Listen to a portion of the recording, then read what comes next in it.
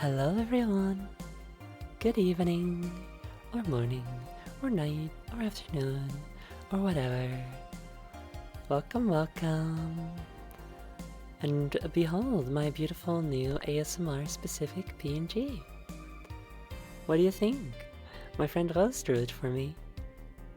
I think it looks very nice, personally speaking. Yeah, it's pretty, right? It's so good. It's really nice to have an on-screen human Gauntlet Queen that resembles the way I look in real life a little bit more, you know? So it's an ASMR stream, if you couldn't tell.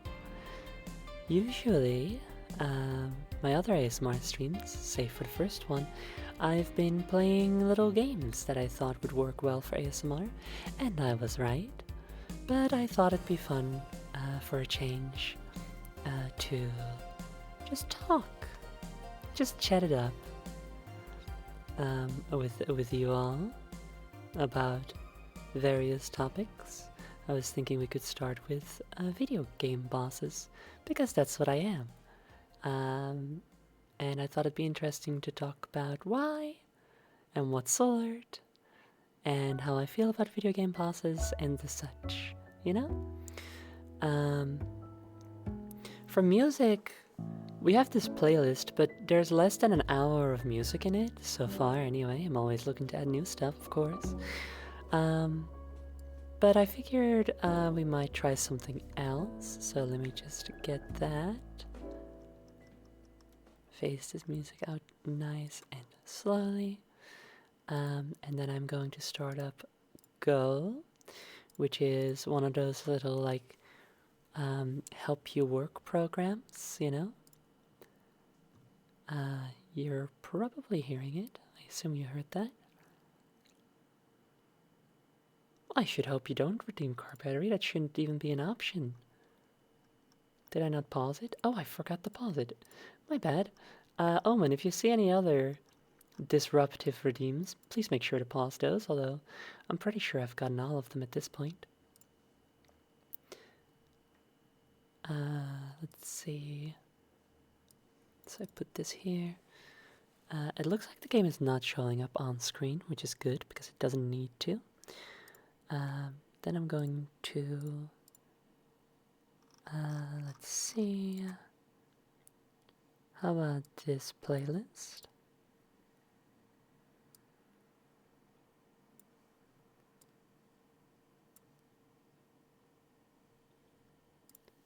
Yeah, this should be good.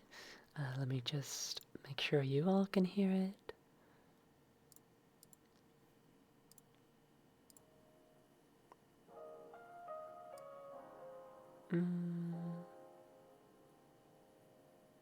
Okay, there it is. Although you're still... Now you do see the game, and that's no good. Let's see if I can get rid of this. Oh, there's a color correction effect open. That's odd. No worries though. I just do this. There.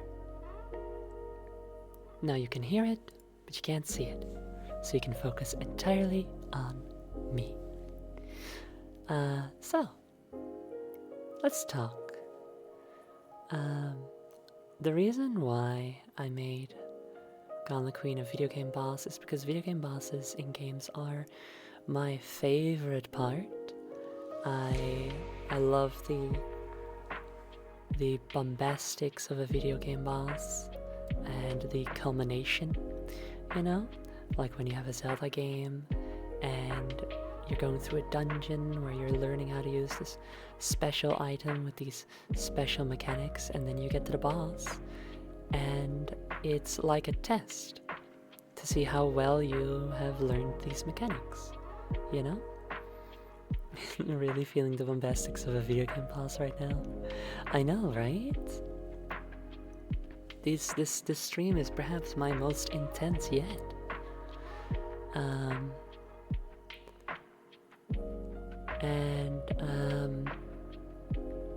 and so when it came time to come up with lore for my VTuber, I was like, I want to be that.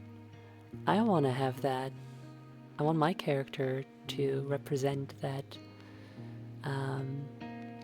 that feeling of culmination, you know? Of a really good challenge. And I've talked about this before. A lot of people tend to assume that as a video game boss, it's my goal to stop the player, and you know, some assume like, oh, I take a certain level of pleasure from that, and that's not the case at all. The point of a video game boss is not to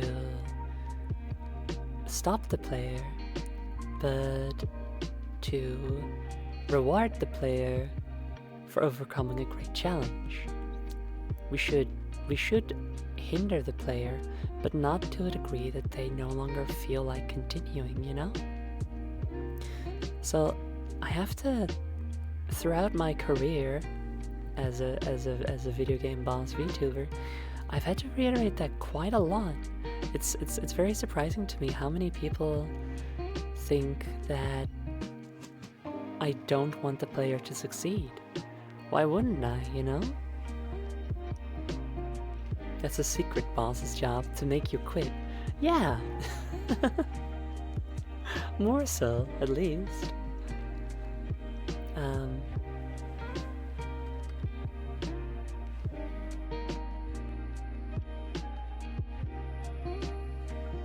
Speaking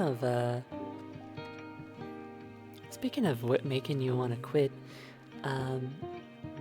sometimes I care so much about video game bosses that sometimes when a final boss to a game that I really enjoyed, but when the final boss is so frustrating or disappointing or bad, it sours my entire opinion on the whole game.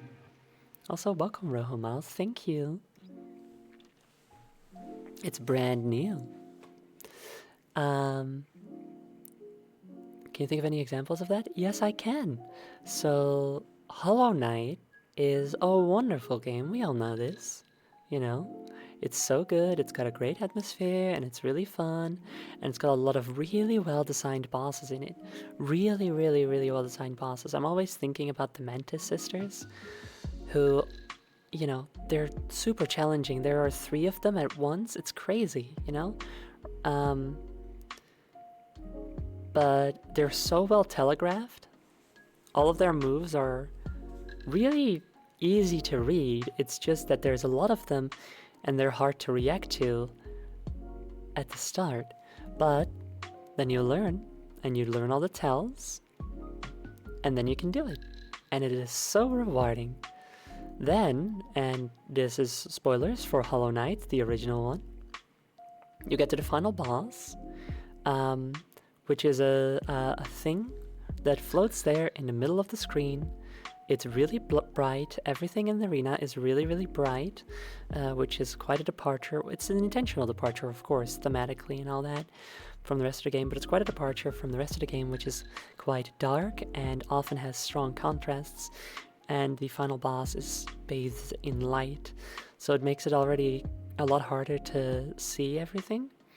The final boss hangs there in the middle of the screen, largely, and sometimes doesn't even really animate when doing an attack, because a lot of the attacks don't come from the boss, they just come from the edges of the screen, or the top, or just anywhere on screen, just random attacks.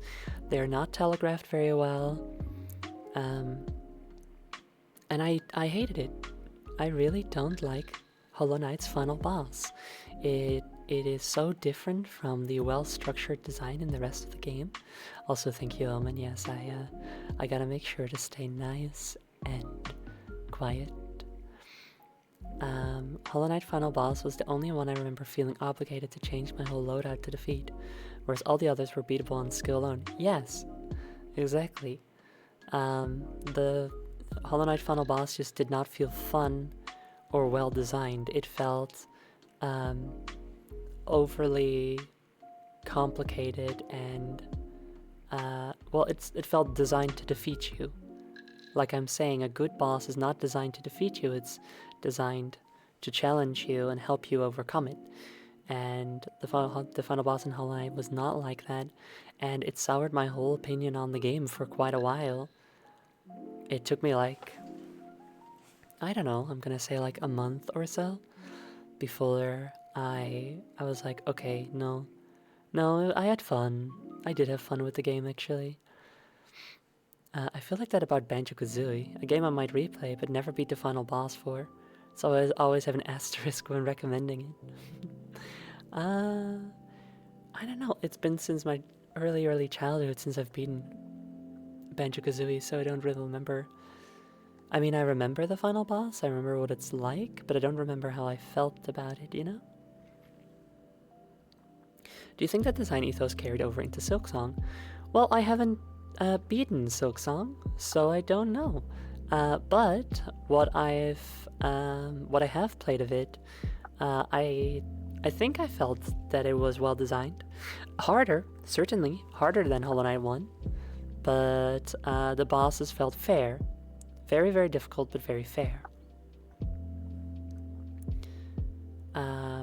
There was another example of a final boss. Final boss of Silksong definitely felt different to me. Maybe I'll get there one day. It's, you know, I was streaming it, and then Spooktober happened, and I said, okay, anything that's not a horror game goes on hiatus now until after Spooktober. And I just didn't return to Silksong. I haven't felt the need to do so. I could, maybe, but as it stands, there's a lot of other games that I do feel like streaming, you know, where I really feel like streaming them. Kingdom Hearts, of course, Monster Hunter. I'm looking for an opportunity to start streaming Twilight Princess. That's my favorite Zelda game. And a couple little one-shots here and there. I'm aiming to stream Rabbit and Steel, which I bought recently on sale.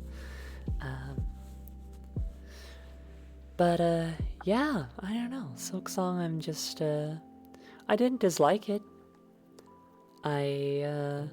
Well, if I had to explain it, I suppose I would say that while I was having fun with it, it is undeniably a game where you bash your head against a brick wall for a while, you know? And that's intentional. I don't blame it for that. It's good at being that. But I suppose, considering I have a lot of things I want to stream. Hi, Rod. Hi, I'm so happy to see you. Hi, Rose.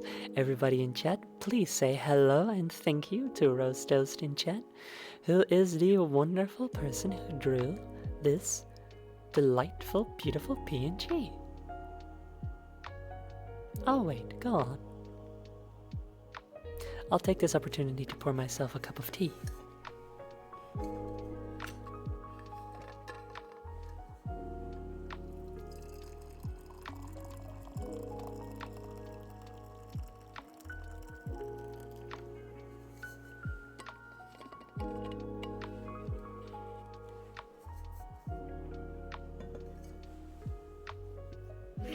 Very good. So, as I was saying, I was certainly enjoying my time with Silksong. It was very fun.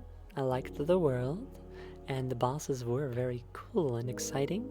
I still think fondly about that giant ant robot thing, and the big claw hand lady from the ceiling. But like I said, it's also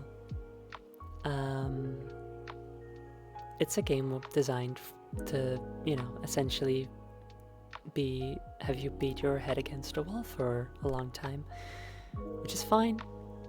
But when you have a lot of things you want to stream, I suppose the prospect of spending a long time on this one game, not always making a lot of progress, it makes it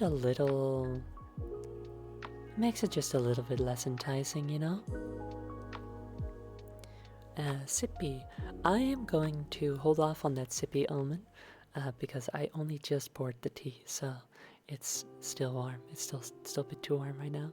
But it does remind me I also have to do the eggs. Let me just do those.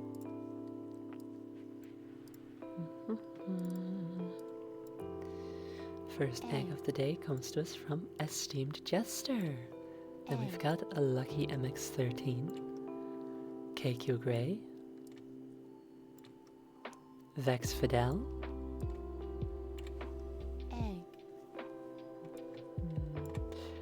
Raspberry Jaslyn, Muzzle Flash,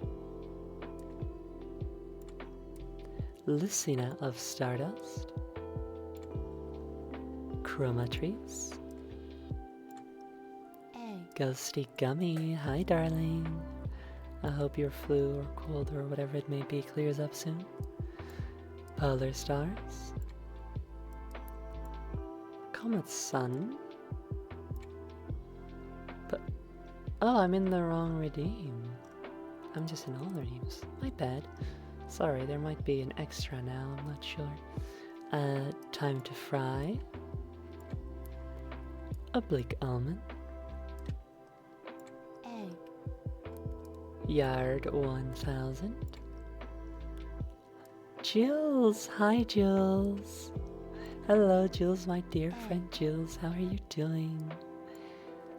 Nineson 910, and wait, how did I get here starting the second egg stack? Thank you all so much for the starting eggs.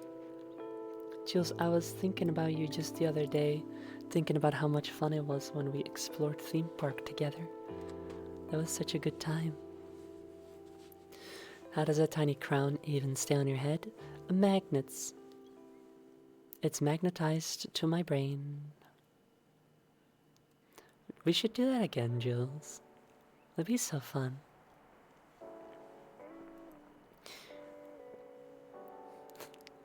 I am the Efteling boss. Well, we should do it in real life. Funny that you mentioned the Efteling, actually. This isn't a particularly fun topic, so I won't linger on it for too long. But some people who've been here for a while might have noticed that I haven't talked much about the Efteling recently. And that's not a coincidence, because as much as I love the Efteling, as how many wonderful memories I have with it, they haven't been doing too many good things recently, unfortunately. First of all, there is the classic, they've started using AI for stuff, which I don't appreciate. And it's strange too, because they only started using it into like the second half of last year. I thought if they hadn't started doing it yet, they weren't going to, you know?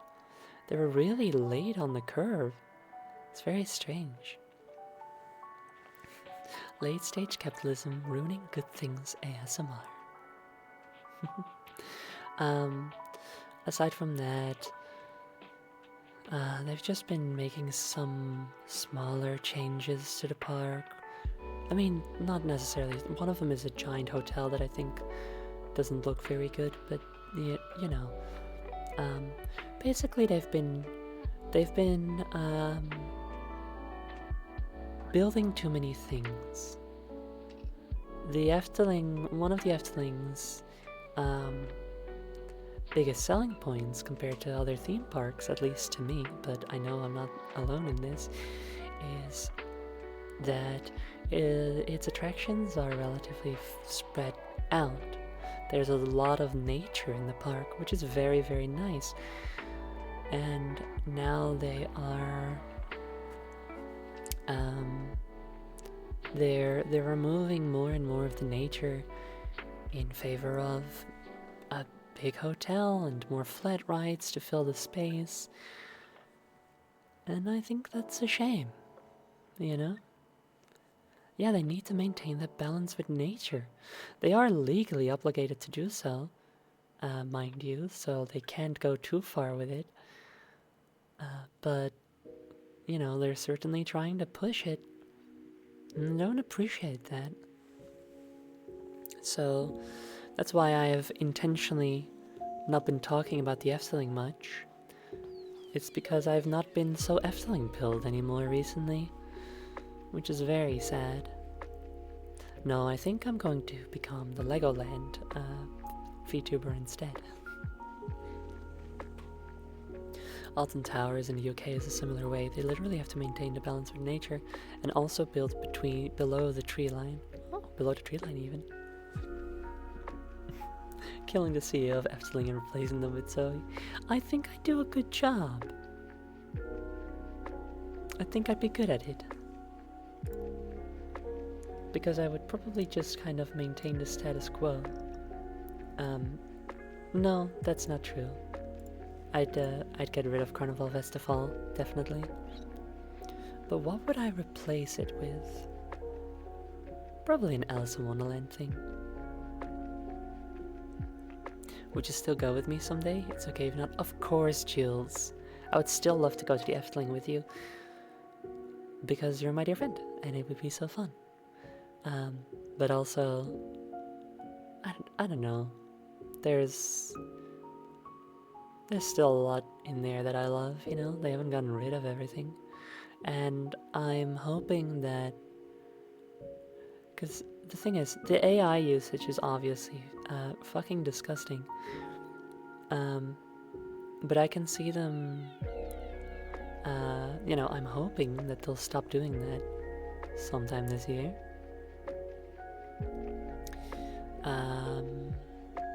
As for the other stuff, it's kind of a personal gripe, I suppose, that they're building more things right now. It's not like the things they're building are really clashing with the theming, you know? It's still... the things they're building fit with the theming they already have going on, so... If they just stop doing the AI stuff, I'm like, okay, well, you still have nice theming, even if I wish you'd build a little less, you know? So Josephine takes over Efteling. First decree is to let the Blue Dragon win 1 out of 10 times. The Blue Dragon always wins. It's just so annoying. I'm always picking the red one, because that's more so my color. And the blue, it's not always, I guess, but usually. And the blue one always wins. It's so frustrating. Hopefully it's just some really out of touch balls that leave at some point. That's the strange thing, is based on like the changes they've been going through, you would think they'd had some change in management, but no, that's not true. It's odd. It's just a slow, gradual change in the management that was already there, I suppose. A bunch of my pals who are really into the Efteling / work there aren't too happy either.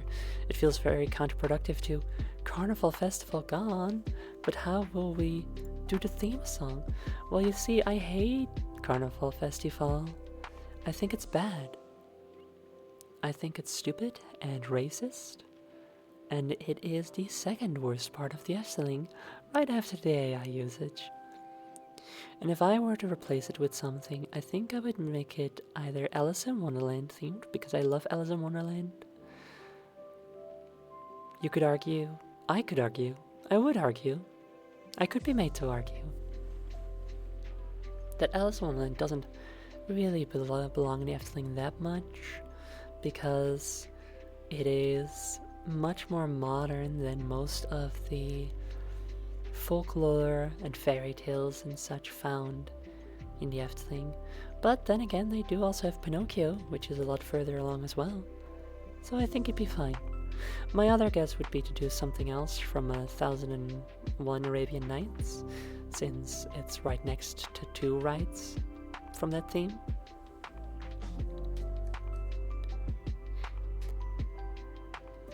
I do hope stuff improves. Hearing you talk about the park was always nice. Aww. Well, luckily I'm talking about other stuff still, so even if we don't have the Efteling, we still have me. I also remember when we all went to that Minecraft Efteling recreation. That was so fun, and now that's another thing I can't do because of the boycott. And obviously, I don't because of the boycott. But it's like, dang, the universe really does not want me to go to the Efteling, huh?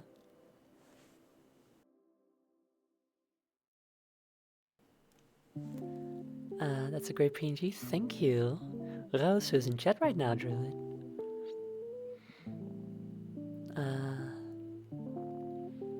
The VR chat world of Spookslot, yeah. Well, the thing is, we can still enjoy that because Spookslot doesn't exist anymore anyway, right? That's not in there anymore. That has been divorced, so to say, from the Efteling. So we can still go to the VR chat world. That's no problem. Hire actors to walk around the park dressed as the Fresno Nightcrawlers. That's what I would replace. That's what I would replace Carnival Festival. You know what? You know what? I think you could pretty easily strip Carnival Festival of its current theming and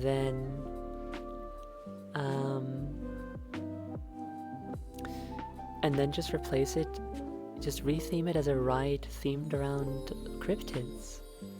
It'd be more fitting than what Carnival Festival's got going on. Ooh, and the section for the Flatwoods Monster. It'd be so cool with like, you would have like the big UFO in the background with like a large floodlight, and then the Flatwoods Monster like in the light, you know, with its big eyes, reaching for the cards. That'd be so. Flatwoods Monster kissing booth. Yes. A cryptid theme park area is very fun. What a good idea. I feel like if you're the Bigfoot walk around actor, you'd have a pretty easy time because you just do the iconic pose and everybody goes wild, you know? Alright, let's have a sip of tea.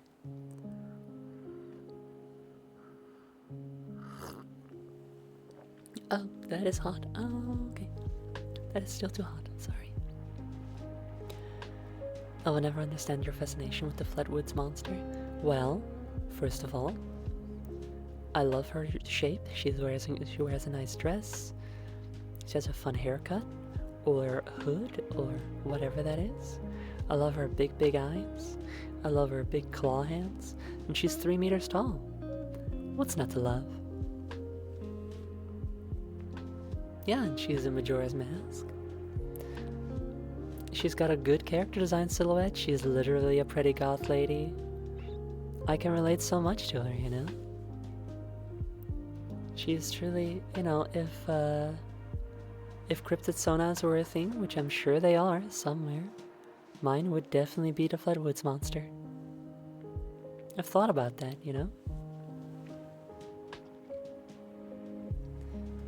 I've thought about it like, if I were to make an alien queen, what would she look like? And I think I would have to go with the Flatwoods Monster type of design. You know, gotta pay homage to my favorite. I prefer pants, you prefer pants, and that's totally fair. I think the Fresno Nightcrawlers are also very, very fun. I like the height behind. I like Chuchinoko, which is debatable if that's a cryptid or not, you know? Defi has a Fresco Nightcrawler OC that you used for a Monster Prom mod? That's so adorable. Now I want to make a Monster Prom mod. That's so fun. I'd love to see that. That reminds me, I was playing Beastie Ball last night and got a little beastie clearly based on the Flatwoods monster. She's a little owl and I love her. That's so cute! If you put that on the server, I'll definitely look at it later. Thank you for DMing me though, see, I'll look at that later as well. Anyone who can photograph Bigfoot and the hide behind at the same time gets a free season pass to the cryptid theme park. That'd be quite an impressive feat. Also, Zero Elec, thank you for the egg. It'd be so impressive because obviously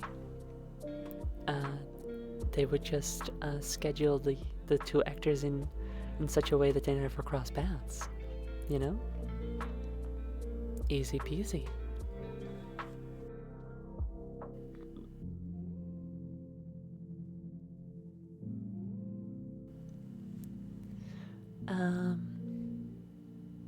Let's see, so if you have the cryptid theme park, what would you call it?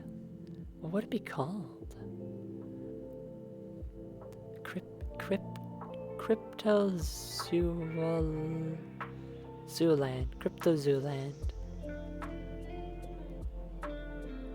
Can't be Cryptoland, obviously, or anything of the sort. Abiotic Factor has Bigfoot in it, and a really funny conversation where one scientist talks about how the creature's fur seems to refract light strangely, and the other one goes, "Are you telling me that Bigfoot is actually just a little blurry?" That would explain a lot if he just is blurry by default.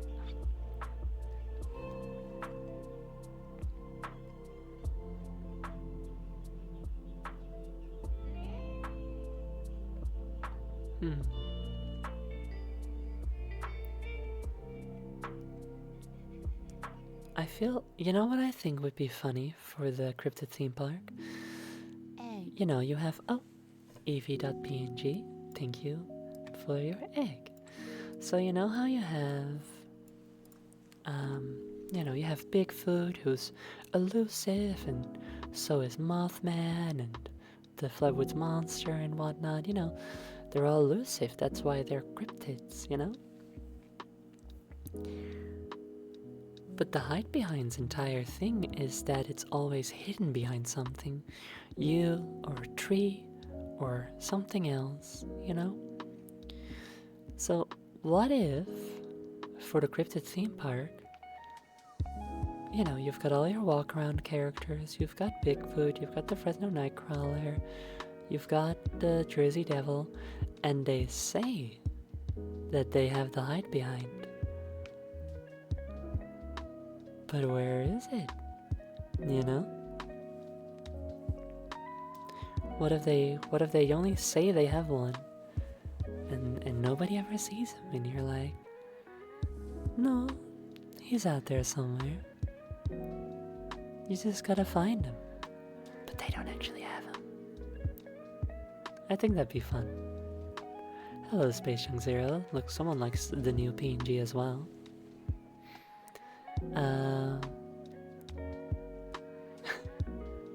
They call me to hide inside because my room.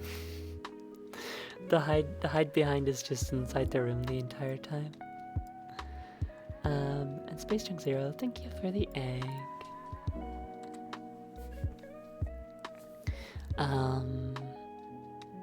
So yeah, no actual hide behind character. Just hiding. Just secret. Just say there is one. Just like how I imagined would happen in Lushful Photography Sim. That there's a hide behind, but it's... Oh yeah! Yeah, because sometimes I would hear sounds where I was like, what is that? Is there something out there? But there's not. It's all good.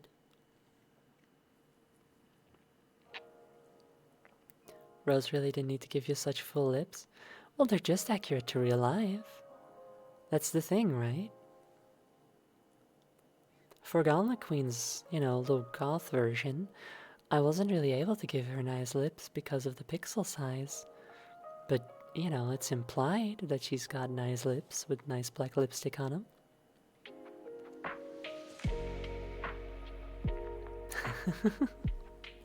Rebranding a normal nature park as a cryptid park and not making any actual changes.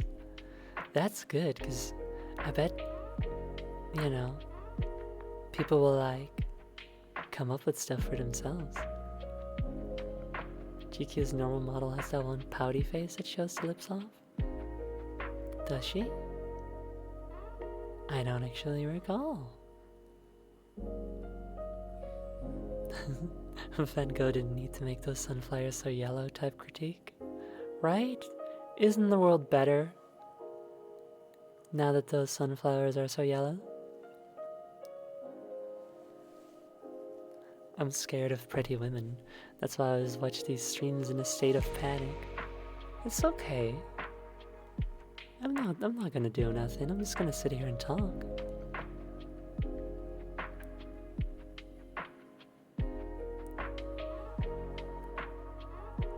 The Cryptid Park doesn't officially announce when any attractions are closed for maintenance. Attendees just start seeing them. That's really good. Attendants just start seeing the Mothman around certain parts of the park. That's actually so funny. That's such a good idea. Like, the idea that Mothman doesn't have a dedicated space where you can find him, and instead just is around rides that are going to go down for maintenance or are closed for maintenance. That's a very funny concept. Rose, the artist of this PNG, says, I'm obligated to draw every beautiful woman I draw to be as pretty as they are. Code of honor. Thank you, Rose. I said it earlier, I don't know if you were here yet, but it really is so nice to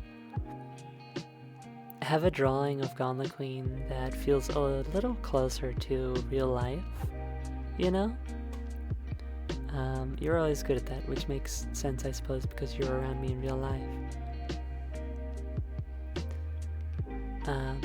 You even gave her ears, which the real Gauntlet Queen doesn't have. That's how true to life this design is.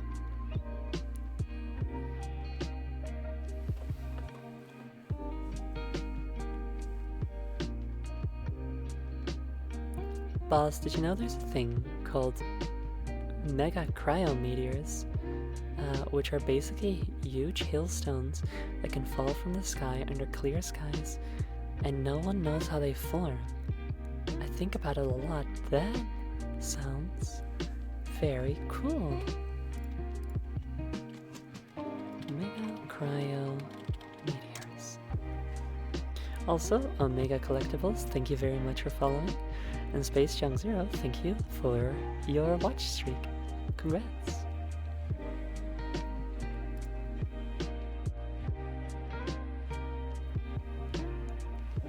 A mega cryometeor is a very large chunk of ice which, despite sharing many textural, hydrochemical, and isotopic features found in large hailstones, is formed under unusual atmospheric conditions which clearly differ from those of the cumulonimbus cloud scenario, i.e. clear sky conditions.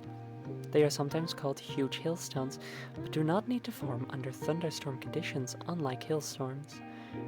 Jesus Martinez Frias, a planetary geologist and astrobiologist at Institute of Geosciences in the Spanish Natural Research Council in Madrid, pioneered research into mega cryometeors. How big do they tend to be? Also, time for another sip of tea. See if it's good now.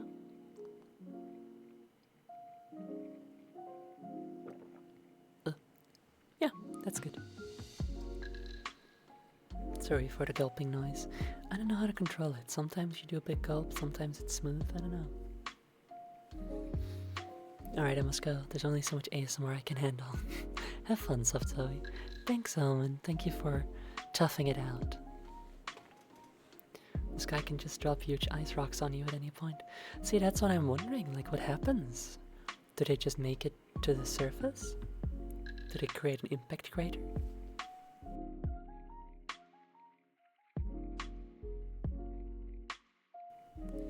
Let's see. They vary in mass between 0.5 kilograms or 1.1 pound to several tens of kilograms. Okay, so they're not that big or heavy, I suppose. One in Brazil weighed in at more than 50 kilograms. That's more. Chunks about 2 meters in size also fell in Scotland on 13th of August 1849.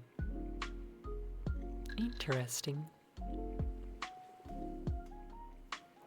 Not an insult to you, obviously. I just can't handle a lot of ASMR. Probably an autism thing. That's totally fine, and it's okay.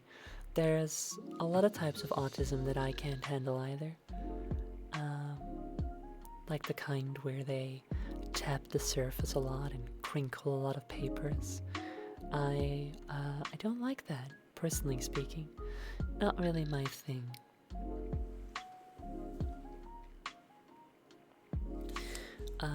Also, ASMR where they, did I say there's a lot of autism against it? That is not what I meant. I'm so sorry.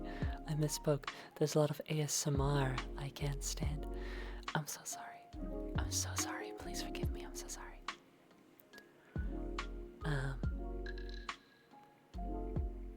I didn't mean that. I'm just bad at talking. Sorry. So sorry. I don't want to be cancelled though. I'd prefer not to. This is the Kiss You Homophobia eyes all over again. Oh god. Maybe I should stop streaming. Is that what you want? You want me to stop? Before I say even worse things by accident?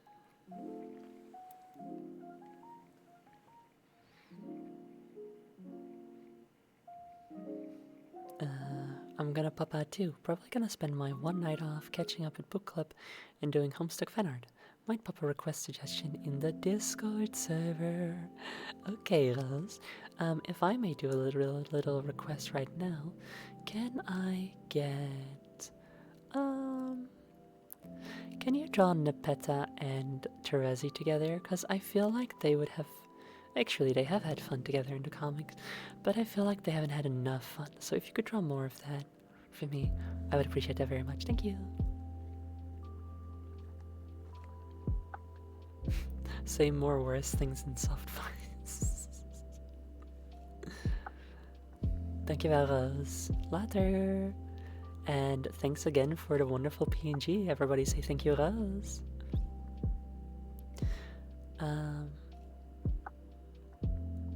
You should also draw Bestral Kanaya. If you could draw Kanaya and Rose being gay together also, that would be also really good. But the first request comes first. I understand if it's one per person.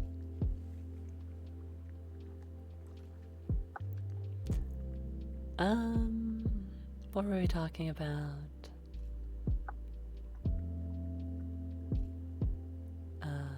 Cryptids, and what if they had a theme park?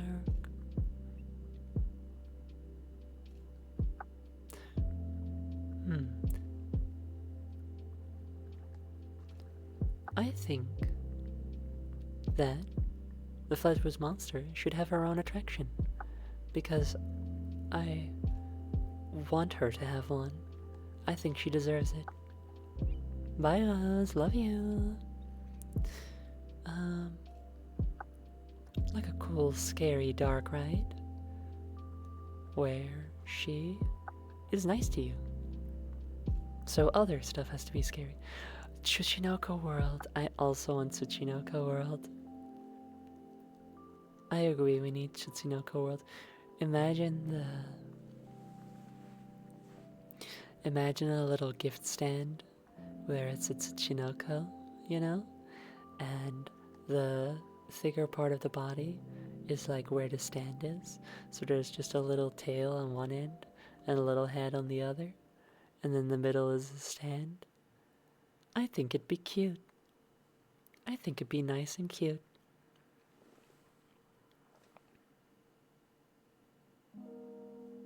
Where did Tsuchinoko come from anyway? Tsuchinoko.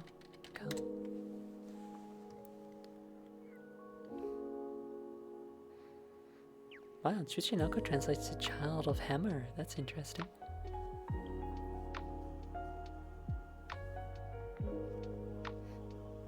I think Tsuchinoko attraction should be just a big flat grassy area, and in the middle is the Tsuchinoko, so we can all stand there and point at it and say Tsuchinoko real. Imagine the influencers on Instagram talking about the park. Dare I say it? Tsuchinoko real. Oh, Tsuchinoko real. I get it. Imagine how many fan camps Tsuchinoko would get though. Like, I feel like the full park would have so much to offer, you know? You can meet Bigfoot, you can go rummage through trash together with the Fresno Nightcrawlers, you know, of course. And meanwhile, the clear, undisputed favorite will be Tsuchinoko. Everybody will be on social media talking about Tsuchinoko, despite the park really not being about that. Tsuchinoko will just kind of be tucked away into a little corner of the park, you know? Like, obviously, Tsuchinoko deserves more than that, but I imagine that Tsuchinoko wouldn't get more because they wouldn't know what to do with them. But everybody would be would be acting like Tsuchinoko is the mascot of the park anyway, to the point where the park eventually has to acknowledge it.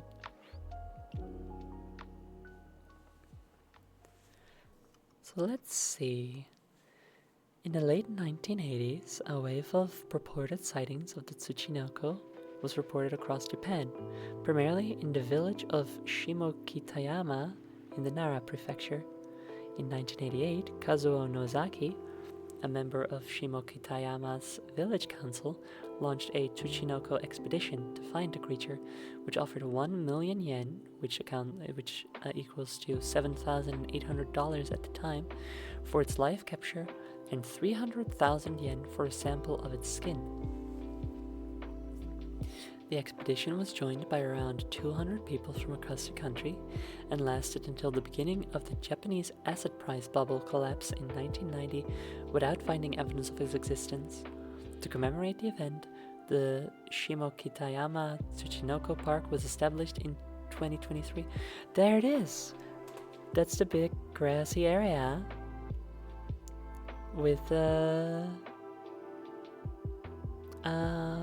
Tsuchinoko in the middle.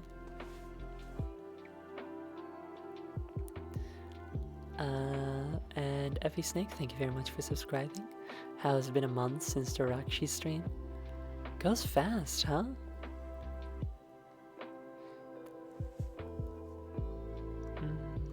If you make any posts complaining about the lack of any cryptid that is actually an important figure to a culture that's been appropriated, you're permanently banned from the park. Sorry sir, we saw in Blue Sky saying you hope they make a skinwalker attraction. Your ticket is revoked. Absolutely, they will not have any such cryptids in this park. I will make sure of it. Only normal, silly, culturally, let's say insignificant, not bound to a specific indigenous culture type of cryptids.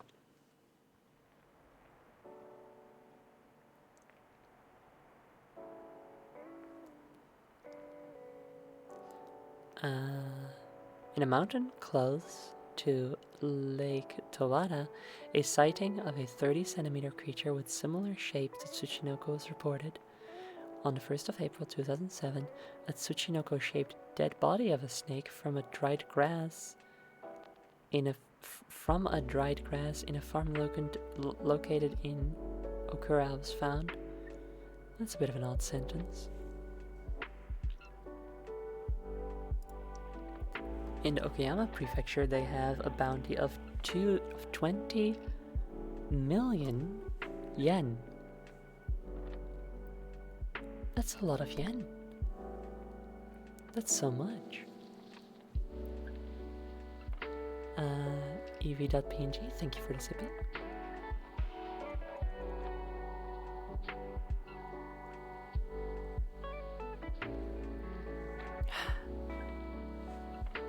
That's nice. Good tea. I hope everybody has a good drink because it's very important to stay hydrated.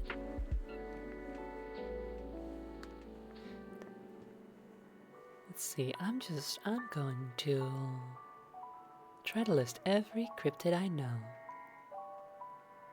Nessie, Flatwoods Monster, Fresno Nightcrawler, Mothman, Bigfoot, Hide Behind,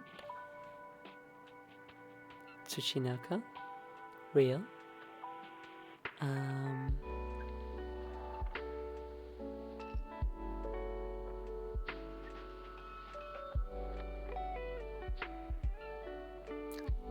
there's a Dutch one that I don't... no, that's not a cryptid. No, that's a folkloric figure.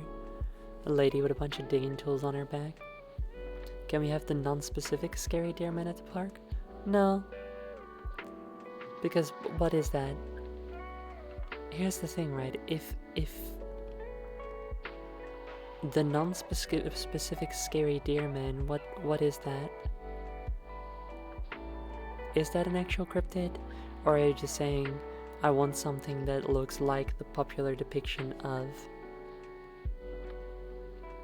It is something? Now that you mention it, wasn't there something? Don't say the name. You're not supposed to say the name.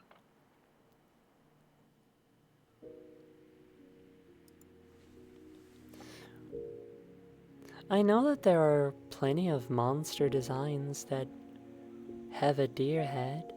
It's a common design for leshies in a lot of things. But I'm saying, are they a cryptid? You know? The cryptid park can only have cryptids. But leshies aren't a cryptid, they're a mythological figure. I believe the most popular name of that kind of design is the knot deer. Yeah, see, it does feel familiar. I do believe, yes, okay.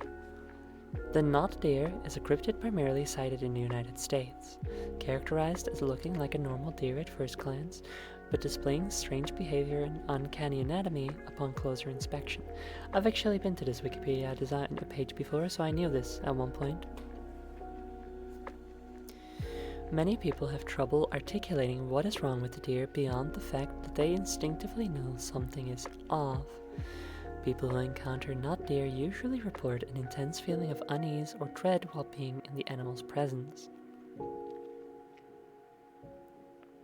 The creature is dubiously attributed to Appalachian folklore, though the legend itself appears to have recent origins, gaining traction online around 2018. Reports come from wherever deer are commonly found. And wouldn't you know it? Where I live is a place where deer are commonly found. I wonder if I should be worried.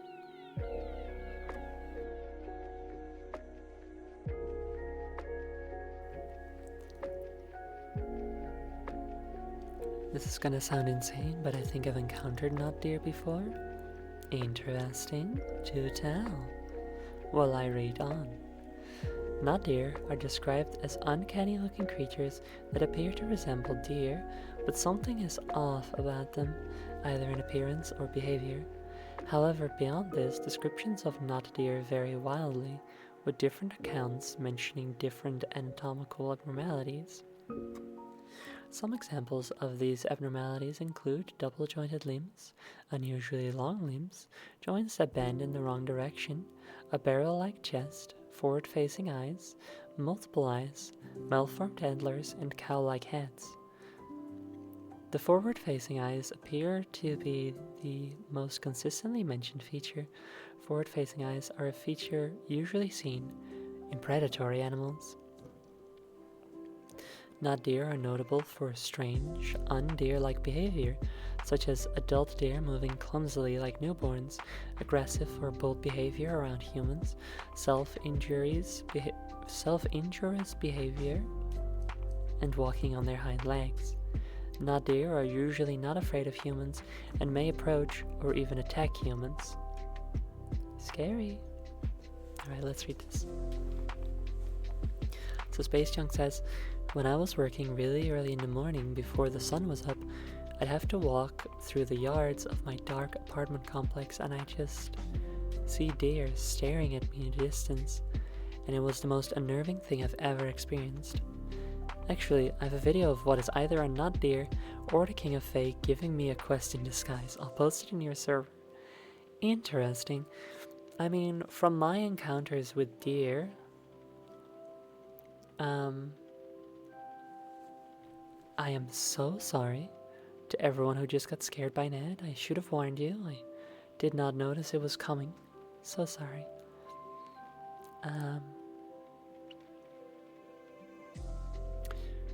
As I was saying, deer will simply stare at you at a distance because they're trying to assess whether or not you're a threat. They don't want to keep, they don't want to lose sight of you and not realize that you're approaching or something, you know what I mean? So it's actually very normal to be stared at from a distance by deers. Still, who knows, maybe that was a nut deer. I think it's nice reading through something at the same time as Zoe reading it. That's fun. However, I will say, please don't call me Zoe. Zoe is a nickname for friends. Please call me Josephine, or Queen, or Boss, or something of the sort. Thank you.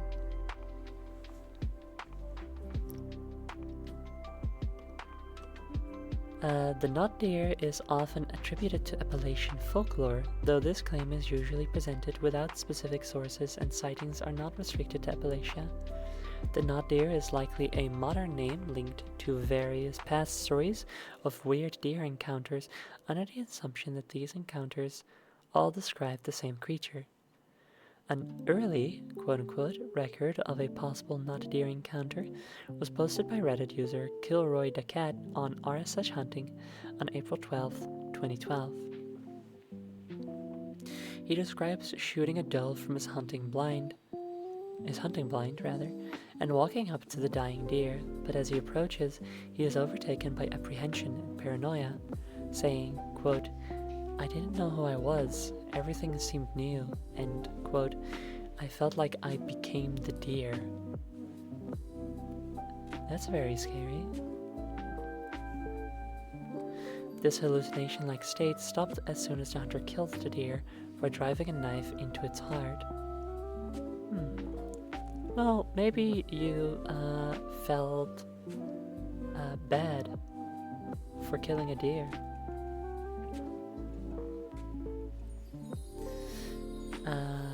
Another nut deer encounter story was posted by Reddit user Segan on r/cryptozoology on January 23, 2016. They describe an encounter they had with two strange deer in upstate New York in the early 2000s. Quote, they had all gray fur, long dark almond-shaped eyes that stared intently. Their antlers were two long, jagged horns protruding straight out from their skull. End quote. That's what horns are. Or antlers. When their grandmother photographed the deer, it did not show up in the photographs and left no trace in the snow. The user and their cousins encountered similar deer in the same location several years later, accompanied by a feeling of dread. On July 19, 2018, Reddit user The Storm Brewer made an r/paranormal post where they described an encounter with a strange screaming deer. Quote, it was a deer, bounding in huge leaps, screaming, entirely on its hind legs. This deer was hopping like a pogo stick with its forelegs held in front of it. The look of pure terror in its eyes reflected in the firelight will haunt me forever. End quote. Well, that one just seemed kind of scared by something. Perhaps there was a bee. Not deer are so cool. I'm so glad I have the name for them that isn't an appropriation. Yeah, thank God. Thank God they're just called not deer. On March 9th, 2019, Reddit user Godzilla98 reported an encounter with a, quote, deer thing in southeastern Europe. They described being approached by a deer that was not afraid of them, and that, quote, its eyes looked lifeless, and its aura was that of uneasiness. Then it opened its mouth to show multiple rows of what looked to be razor-sharp teeth and made an ear-shattering scream. It sounded like nothing I have ever heard before. It sounded unreal, like it shouldn't exist, end quote. That one feels too far-fetched to me. The other ones are like, okay, sure, you saw a deer acting strange. You felt bad about killing a deer but didn't know how to process those feelings. You know, you saw a deer in the dark so you couldn't probably make it out maybe. There's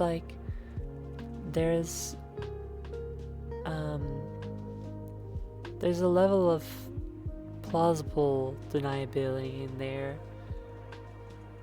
where it's like that could be a normal deer or it could be a strange deer, but it walked up to me and then showed me its razor sharp teeth and then screamed in a way that nothing screams. It's like, no, I don't think that happened. If that was something that happened, then this would be more common. You know what I mean? I love cryptids. I think they're very fun and interesting. I'm not a believer in most of them, you know? I think it's pretty easy to just say, well, Tsuchinoko was a snake that ate a thing that was bigger than itself and someone else thought it was a, you know? And then all the nut deer clapped. How are you gonna make the park then? I put people in costumes. What, did you think I was going to take all these beautiful creatures out of their native habitats and imprison them in a park? No, I wouldn't do that. Why would I do that?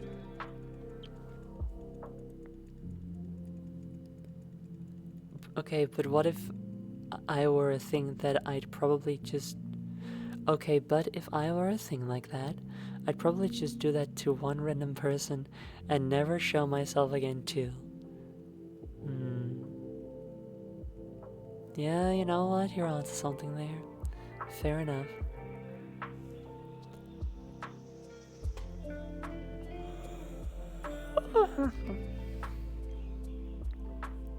We gotta pay the cryptids a fair wage?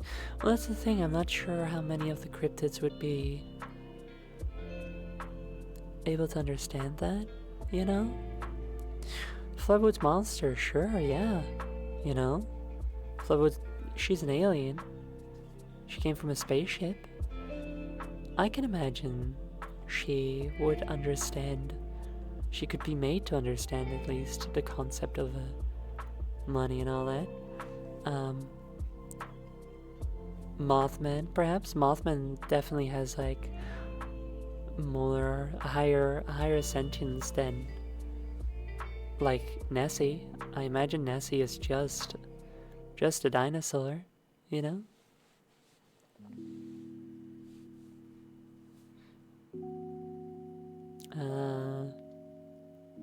Showing itself to someone one time and then never again is especially something I could see not deer doing, because I personally associate deer-based creepiness with the Fae, and they love to pranks. I associate deer-based creepiness with, like, body horror and parasites for some reason. I think it's because of Infinity Train.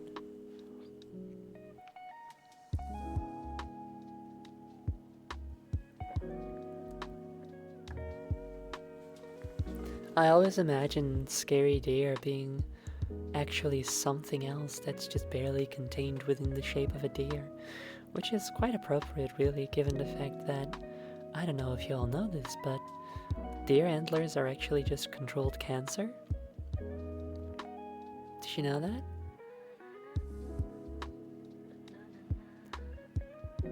You know, it's not like goat horns or rhinoceros horns where it's just bone. It's bone structure that just grows like that, you know? Like, they're quite similar to teeth in a way, where you know how for like a lot of rodents, their teeth just don't stop growing, and that's why they need to keep gnawing on stuff to keep their teeth in check. For a lot of species, horns are the same way, but for deer, their antlers are actually a type of cancer that they've evolved to push outward, which is very interesting. It's so interesting that like their cancer is on a cycle, you know, because they lose their antlers come winter and then regrow them in the spring.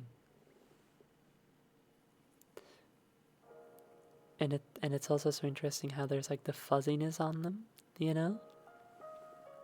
You don't have that with horns. So are moles cancer? That's interesting.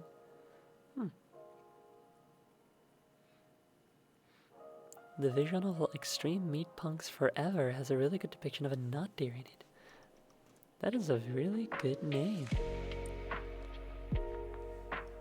Extreme Meat Punks Forever. Let's see. It's an itch game, love to see it. Oh, this game, I think. Yes, I actually own this game, but I've never actually played it. It's in a bundle I played at some point. Or a bod, rather. Interesting.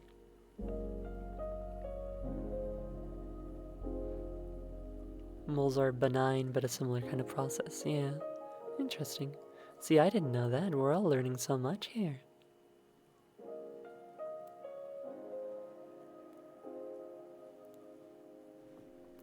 Deers really are, like, so cool though. I don't know if I've ever seen a deer in the wild, but like, seeing a creature like that, you know, it's like, you see a horse pretty often, you know, and not to say that you shouldn't be amazed by the existence of a horse. They're very impressive animals, and sometimes anime girls also. You know, they do it all. But then you see a deer, which you see a lot less often, and it's like a different horse. It's smaller, it's thinner, its head's kind of a strange shape if you ever just looked at a deer?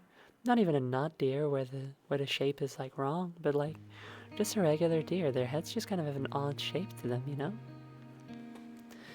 And then they have this beautiful, enormous crown sticking out of their head. You know? You see this creature between the trees and between the branches, and it's got branches on its head.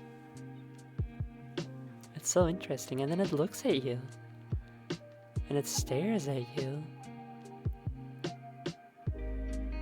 Isn't that interesting?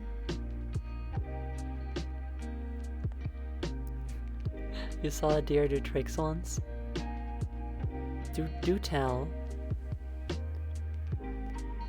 At like a Ren fair or something is what I imagine. Oh, that reminds me, I was at a Ren fair once, and there was a bird show, you know? And the fun thing about it, oh, the deer's name is Wibless. I see. The thing about this bird show is that all of the birds they had were actually rescues. They did not breed birds in captivity. They didn't capture birds that were just out in the wild. They only took birds that were wounded in the wild and couldn't, or rescued from bad owners. And the bird show was much more about just teaching about the birds and showing the birds than like making them do a bunch of stunts, you know? And I thought that was really nice. They did do stunts, of course. It's also just good stimulation for them. But the neat thing was, and I think I've told this before on stream, but it's been a while, so I'll tell it again. One of the birds that they had was a vulture. So it was one of the biggest birds they had.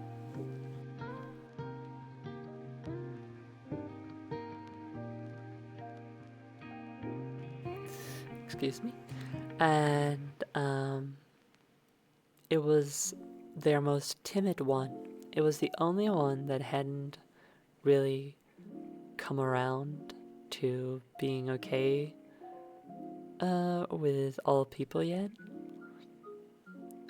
Because this particular vulture had been in a very, very bad home before this and had become very scared of getting close to people. But the vulture did like its trainer a lot. That was the only human that I got along with. And so they were like, we're gonna show you our vulture. They're not gonna do any tricks, but we're gonna show them off anyway. And then, at a good distance away from the crowd, the trainer came out and just walked across the show area, and the vulture just hopped right along. And it would hop on some pegs here and there, but just keeping its eye on the trainer and just walking behind them. And they were like, and that was our vulture. And then everybody clapped. And all the not deers clapped. I showed you my vulture, please respond. Well, we did. We all clapped, we all loved it. We were so proud of that vulture. I thought it was so cute. And it's so...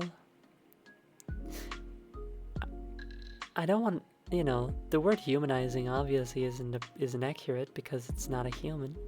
But it's, you know, it's when you see like a video of a shark being petted, you know? Obviously I don't need to see stuff like that. I know sharks are nice. Sharks are just animals. But, you know, a lot of people, they need to see that kind of stuff because they're still of the mindset, oh, sharks are evil, sharks are bad. And vultures have a very similar reputation, unfortunately. So I think seeing something like that where it's just like, this vulture was abused by humans, but this vulture does love its trainer, and look at it now hopping about, you know? I think that's it was very nice and important that they did that. Sharks are smooth. Fake. No, they are. They're very, very smooth. Coral Queen is smooth. And sharks are cute. And vultures are cute. I think all animals are cute. I can think of very few animals that I don't think are cute. Koalas are not cute to me.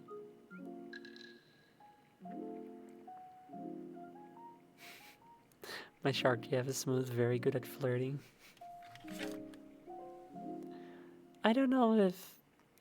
I don't think Coral Queen would be very good at flirting. She's too...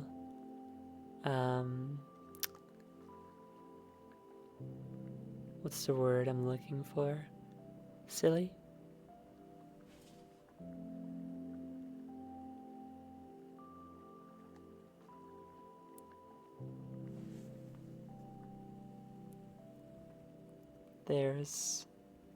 There's what?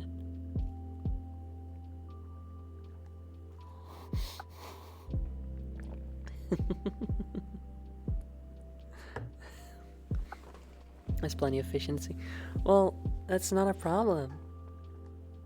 Because... man, I just can't not sound plural. Anyway, we already have a girlfriend is the thing about it. So she doesn't need to flirt with anybody. Well, I mean, she can flirt with Noel, obviously, but you know what I mean.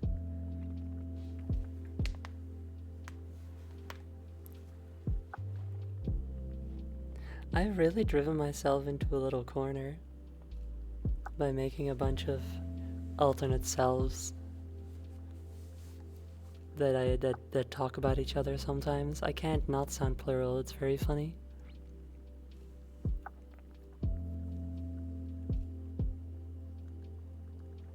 But no, I don't think koalas are cute. I think every animal is cute, but I think koalas are too ridiculous to be cute. Yeah, I gotta keep up kayfabe is the thing, right? Like, if I start talking in character about any of them, or about oneself, I can't just stop, you know? I gotta keep it going, I gotta keep up the bid. Lucky for Noelle, huh? She's got a bunch of girlfriends. But they're all the same person, so it's you know, it's less maintenance. Sometimes these things just happen. Yeah. Exactly. And hopefully, I'll be able to add a new one to my ranks pretty soon. Not to give too much away, but I'm very close. I'm just waiting on a little art piece here, a little art piece there. I am adding subtitles, and then I'll be done. So that's very exciting. I don't know when. I don't have a date in mind currently. I do need to have space in the week, of course, for it, and I tend to plan a lot in advance because I have a lot of collabs, you know? So it's possible that when I have it done, I still have to wait a little bit. I mean, I'm gonna have to wait a little bit regardless because there's a trailer and then there's the debut. So once I'm all ready, the trailer will come first, but it's possible that even once everything's all ready, we're still gonna have to wait like a week or two because I just have that much stuff planned. Which is funny. But I'm really hoping I've learned a lot while making this new model's debut and trailer.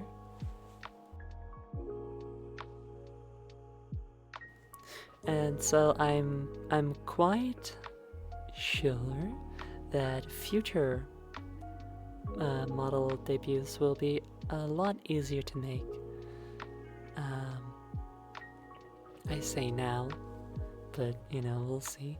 I mean, I know they will be. I know the animation process will be simpler. But let's hope I don't have scope creep in other areas. I shouldn't. I'm trying not to. Because I want to make so many more things for you all.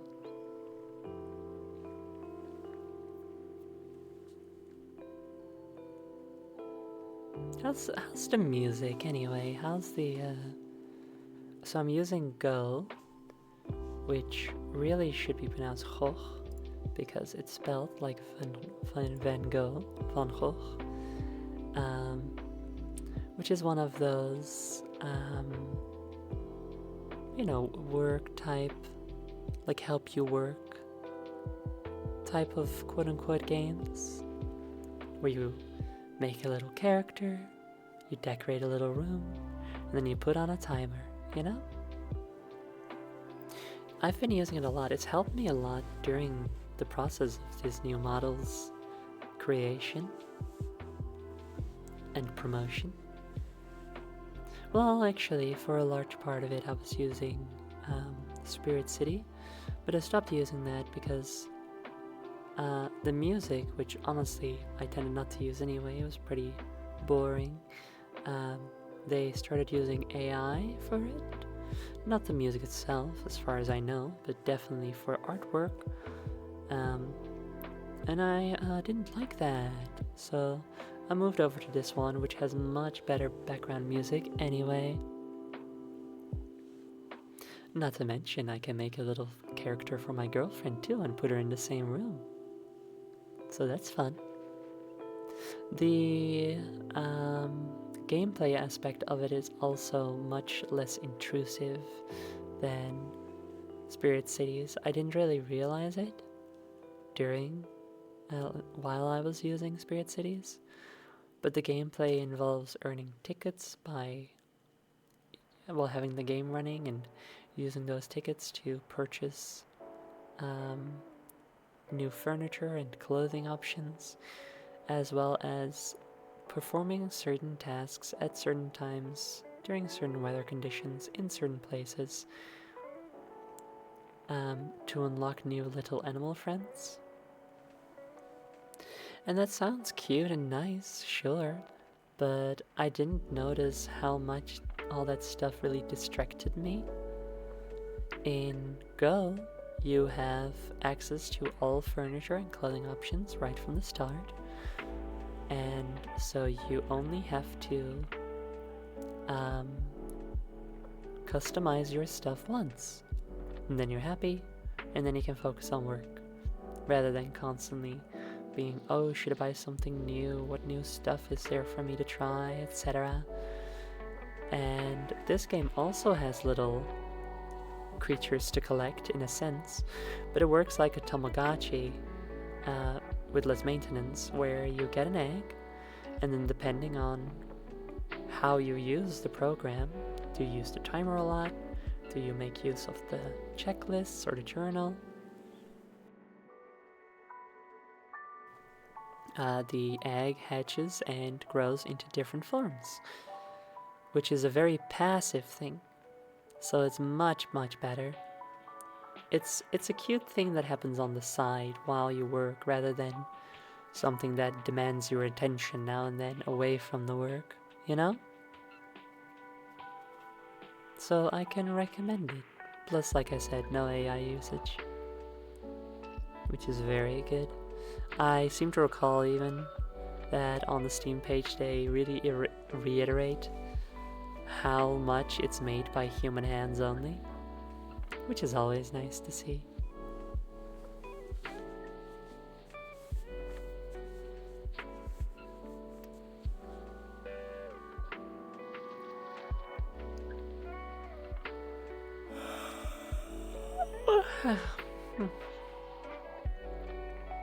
That's the funny thing about ASMR, is it makes me quiet or makes me sleepy too.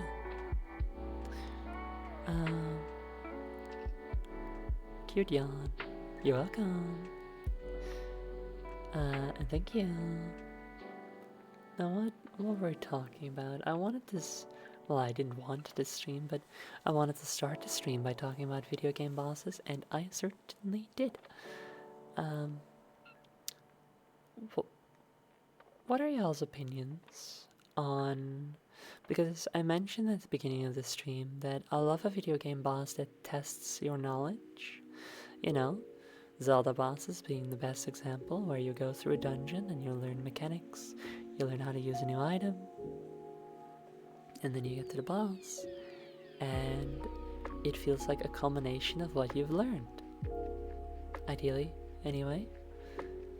But sometimes you have a boss that's not like that at all, you know?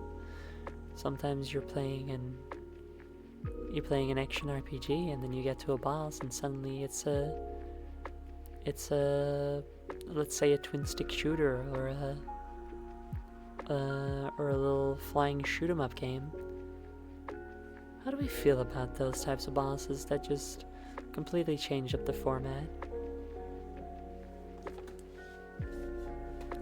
Personally, I suppose personally it depends on the level of variety in the rest of the game.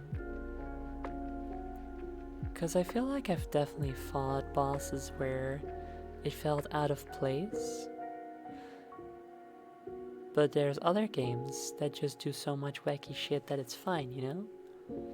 Like, Um, Sonic Frontiers, for example, that's another game. Well, no, I already didn't really vibe with the game for a lot of it, actually. But the final boss certainly didn't help, you know? Basically, in the base game of Sonic Frontiers, not the true ending, quote-unquote, DLC,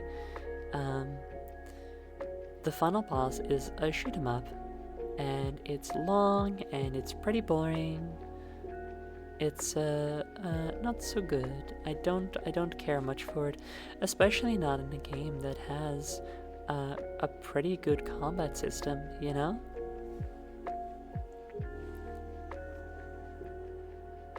I like him if it's done well. I don't like Sonic Generations' final boss because of that. Yes, Sonic Generations' final boss is also very disappointing. It's a common thing for Sonic games to have bosses like this, I suppose. You know, where you turn into Super Sonic and you fly around. Sonic Adventure 2 is like that too, really. But I suppose the difference there is that you're doing the homing attack and still moving around like you would on foot. So it feels more like an escalation of the gameplay you already know rather than a departure.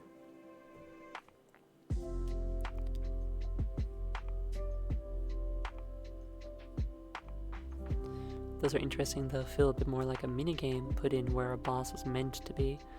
I find it's a gimmick, not ideal if it's an important part of the game, yeah. I'm thinking another example where it's done well is in Kirby games. Like, I'm specifically thinking about Kirby and the Amazing Mirror right now, but it's not the only one, definitely not. Where you first fight the final boss normally, you know, you get the Galactus Sword or whatever it's called. Galactus? Is that a Marvel villain? I think that's the Marvel villain. Galaxia? I think it might have been Galaxia. It's been a while since I've been really tuned into Kirby stuff, but I used to be really tuned into it. I used to know all the lore and whatnot. Anyway, so you fight the final boss normally for a long time. You have to fight him. I'm gonna hazard a guess and say there's 8 phases. Most of those phases are basically the same thing, you're just in a different stage, but still. And then at the end, the final boss becomes an orb, and you get into Warp Star, and then you have a little shoot 'em up battle with it. And that's fine to me, because I already had my big boss fight against the final boss normally, and this is just a little cherry on top, you know?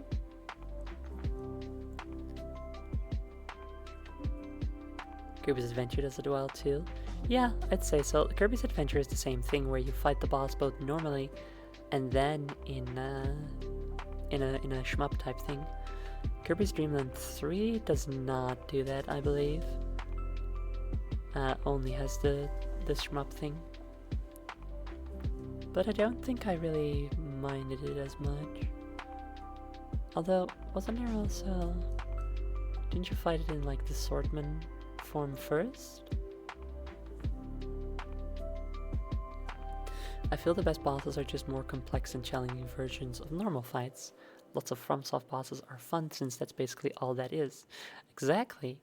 FromSoft bosses are also that type of ideal boss that I like, where it feels like a culmination and a test of skills you've been taught, rather than a completely new type of thing, you know?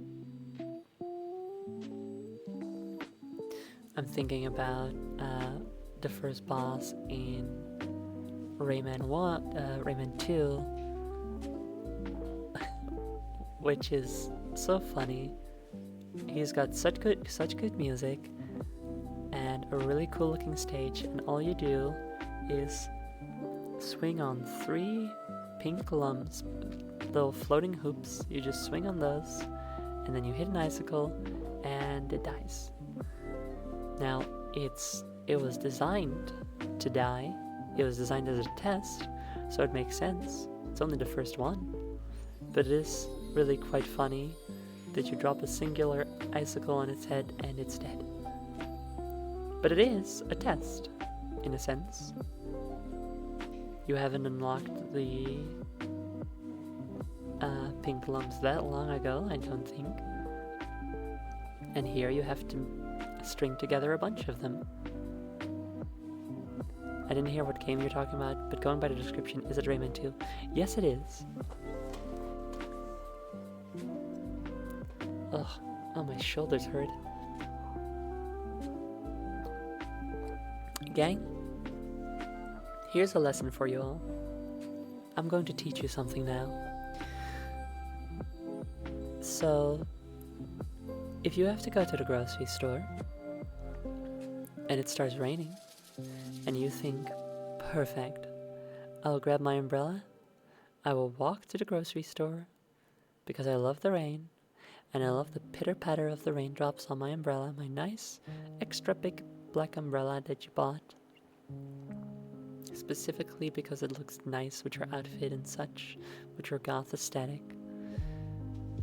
And you start walking, and you think, I'm gonna really savor this. I'm gonna take a little detour through this little park area among the trees and whatnot.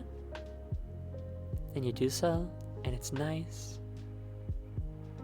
And yeah, it turns out one of your shoes kind of has a little bit of a hole in it, so it kind of got a bit waterlogged. So you probably buy new shoes at some point. And you get to the store on foot, and you buy all your things, which includes, as a start, 6 liters of milk, because you drink a lot of milk. And so you have really heavy groceries, and now you have to walk home for 10 minutes. If you do all that, and you keep having to like swap which hand is holding the heaviest groceries, you're gonna wake up the next day and your shoulders are gonna hurt a lot, and that sucks. But also know that that pain means you're growing stronger and you're improving, and it's a workout, exactly. So actually, it's okay.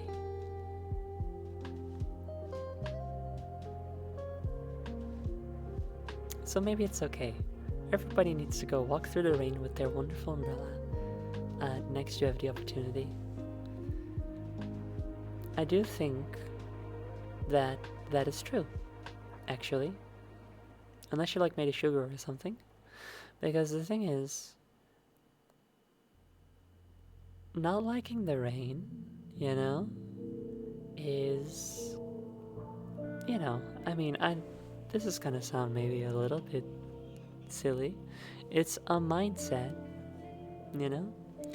It's something you have been told that the rain is bad and you don't want to go outside in the rain. And so when you're out in the rain, you're of the mindset that you shouldn't be there. But actually, the rain is quite nice. I think it looks very nice. Oh, a rainy street in the evening with the street lamps on is absolutely fucking wonderful. I love it so much. Get an umbrella, start walking through the rain, make sure your shoes aren't gonna get waterlogged, and you're gonna have such a nice time. Remember that other ASMR stream we did where we were playing English Photography Sim and we were walking through that English park with the rain and the umbrella? It's like that. It's phenomenal. I would do this if we had sidewalks. That is a good point. That's unfortunate. I hope you get sidewalks soon. You should rally your community together to get some sidewalks.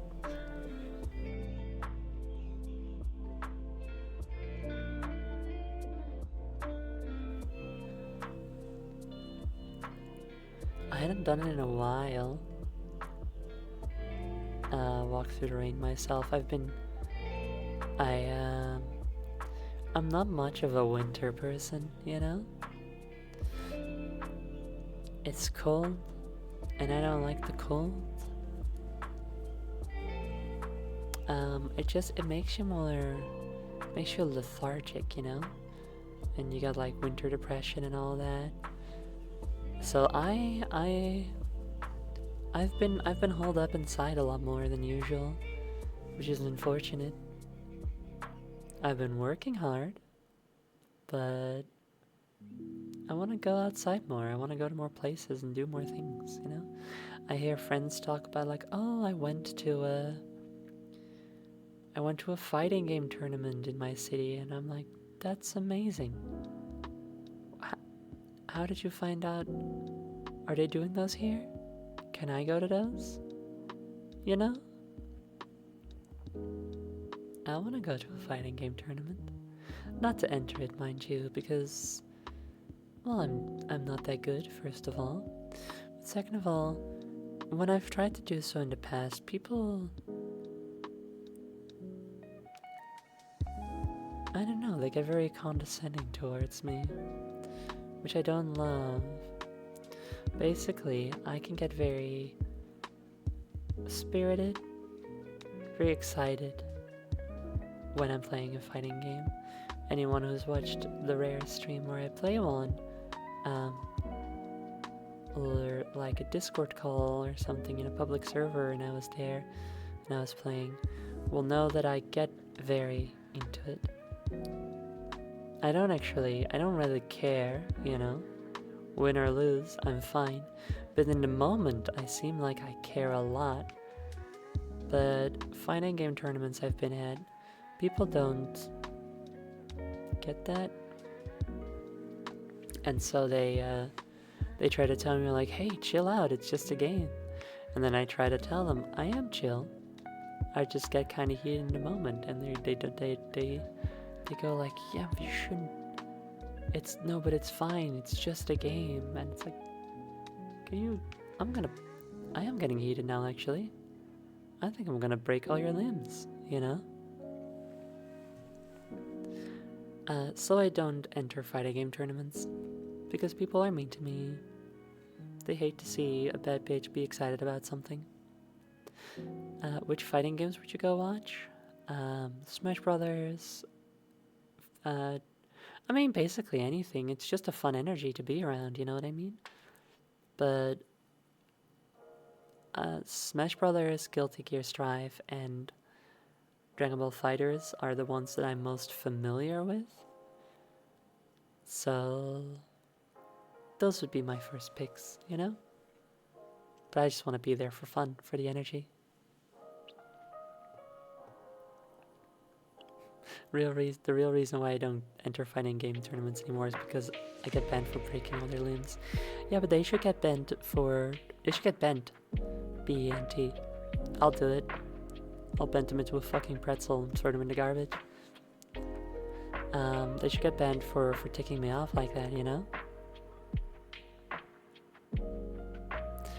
It's chill, I don't care, but I'll get worked up because that's fun. It's fun to have the energy, right? Exactly. You get really into the moment because that's a good time. But it doesn't mean you actually care that much. It doesn't mean that losing is bad, you know? Like, it doesn't mean that if you lose you're gonna flip your fucking lid or nothing. There'll just be a moment of, oh, damn, I can't believe this. And then you're like, good match. Thanks for playing, you know? The Smash tournaments are so fun, I used to go all the time. How? Where are you doing this? Where are these things? I used to go to smaller anime conventions in some of the cities here. I don't know if they still do those. There was one that I would go to every year. Twice a year, maybe? But then it turned out that the leadership was kind of shitty, so I stopped going, you know? I went to a folk punk concert in a record store downtown this past weekend. It was so fun. That sounds awesome. Hell yes. I also want to go to more small concerts. I'm gonna go to a modernized classical music concert in like a month, I think. I think that's somewhere next month, which will be very interesting. Like, still classical, but classical instrumentation and stuff, but a more modern interpretation, which is very interesting.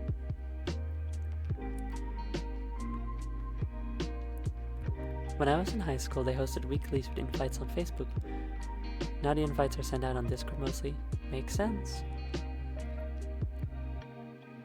I don't think anyone at my high school was doing that type of stuff. Unfortunately, I didn't get into any tournaments until college. I did play a lot of Smash Brothers in high school, or around there. A little bit earlier, I think. This is about that same friend who introduced me to his new friends, as saying she watches Winx Club. Is that cringe or what? We would play a lot of Smash Brothers together. Originally, we would play the original Smash Brothers, and he would play Link and I would play Samus. And we were very evenly matched. We were both quite good at it. Also, NPC Tendency, thank you for your egg.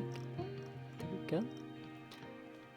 Also, are there any moderators in chat right now? Lucy or Maz, perhaps?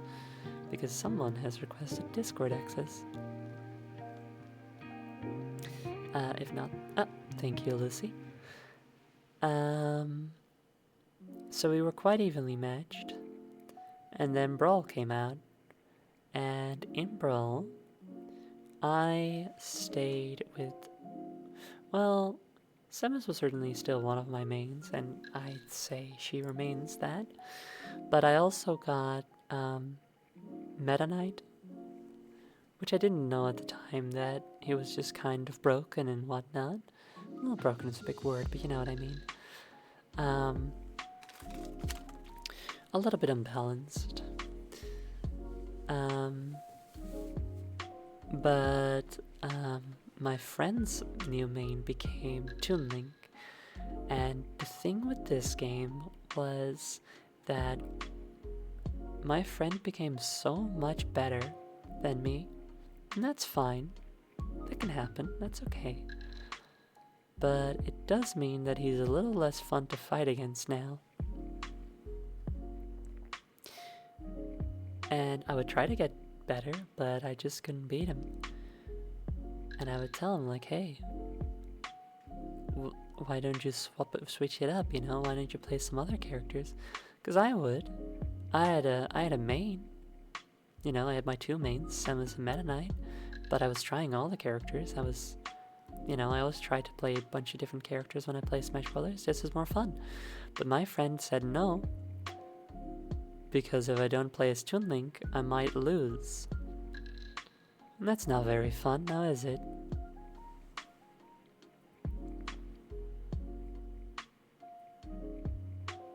I'm pretty glad I'm not that person's friend anymore, I'm gonna be honest. Just not a very fun person anymore.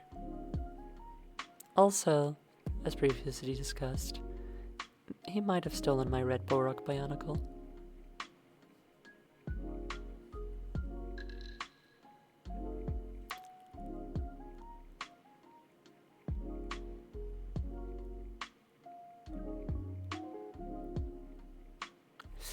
Anyway, one time at a birthday party, my cousins were there.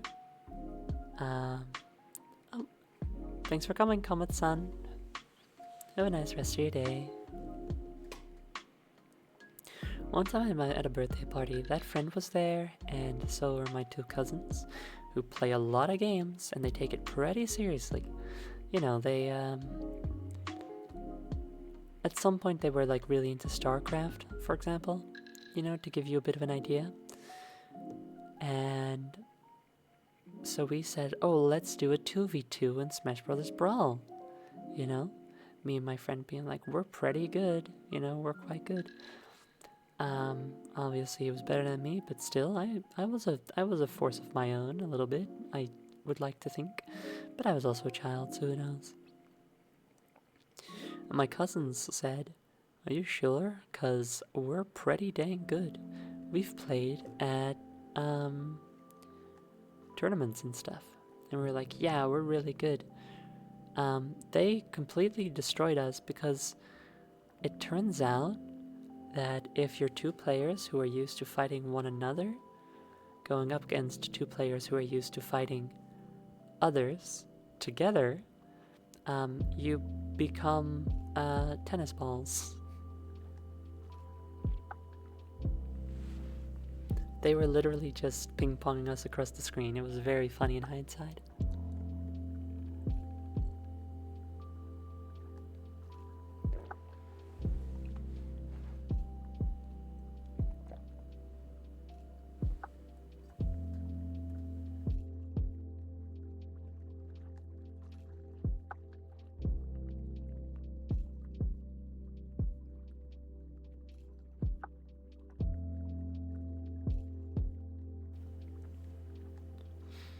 I do think some people who get good at Smash forget it's primarily a party game and that, quote, competitive Smash is, quote, turn 4/5 of the game off. That's true.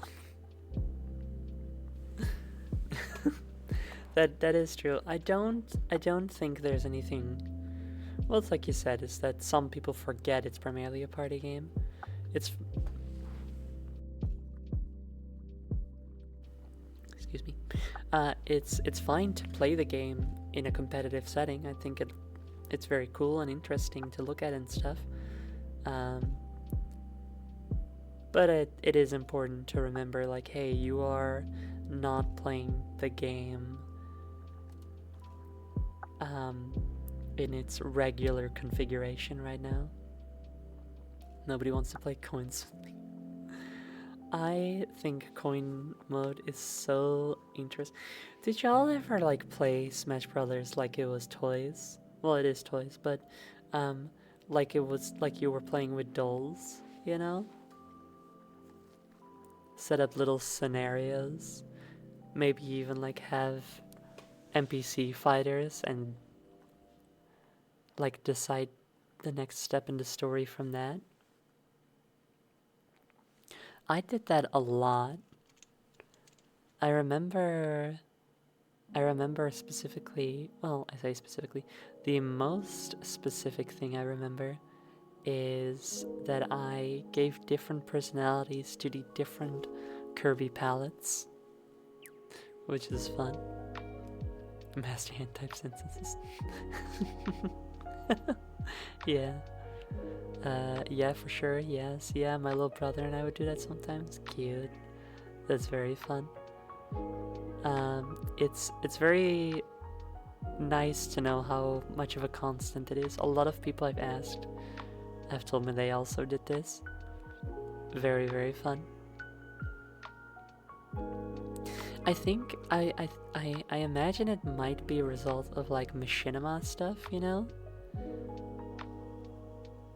I made a princess dollhouse and turned the screen off whenever my mom would come. Aw, Andil!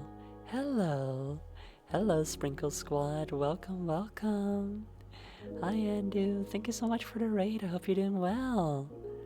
Hi, everybody. Welcome.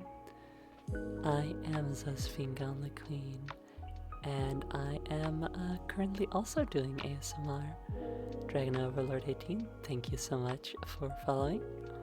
So happy doing ASMR, I'm smiling. I'm also smiling right now because my friend Andu is here. Hi! We are just talking about anything and everything. Okay, how to quiet shout out. Wait, it was quiet for you guys, right? You didn't hear anything? You didn't hear a raid sound? You shouldn't have.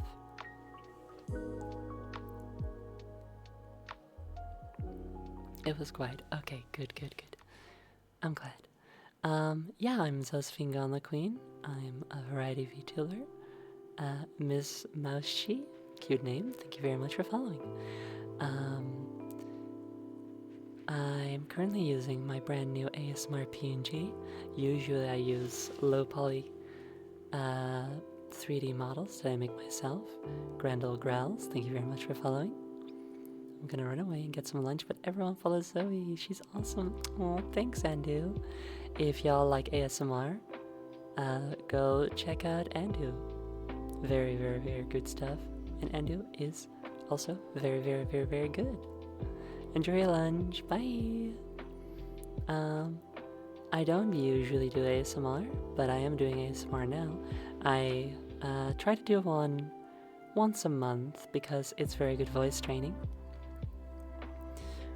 My usual ASMR streams involve me playing video games, specific calm ones like Lushful Photography Simulator, which I think you can guess what that game is like based on the name, or games where you build tiny little structures or decorate a room, that sort of thing. But for today I figured, what if we just talked? We've been talking about video game bosses and theme parks and cryptids, and right now we're talking about Smash Brothers and other competitive video games, which I think is a normal subject to talk about during an ASMR stream. In just a few minutes, we'll be having ourselves a little break because I have to do my estrogel soon.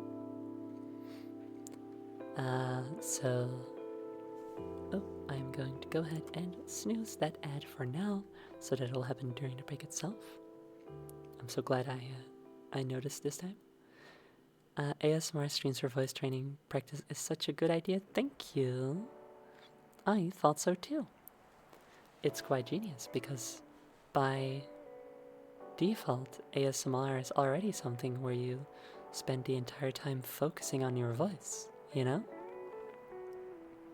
And as it just so happens, my personal voice training goals is to sound like this. So nice, so soft, so sweet, all the time. So, ASMR streams are a perfect fit. It's quite funny. Me getting into ASMR is very similar to me getting into VTubing, because I personally don't listen to ASMR. Well, that's not true, I suppose. I listen to soundscapes. Not people talking or doing anything. But people said that I should do ASMR, and they said, oh, you'd be so good at it. You've got such a lovely voice.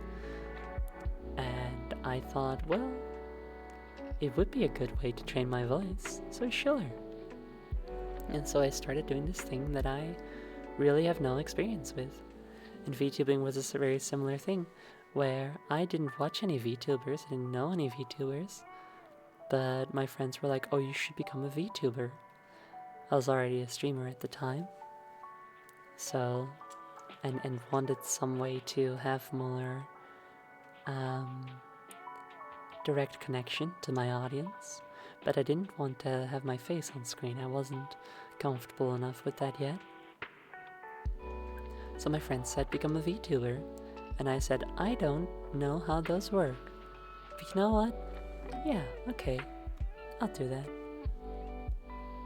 So, it's quite funny how both of these things are kind of the same.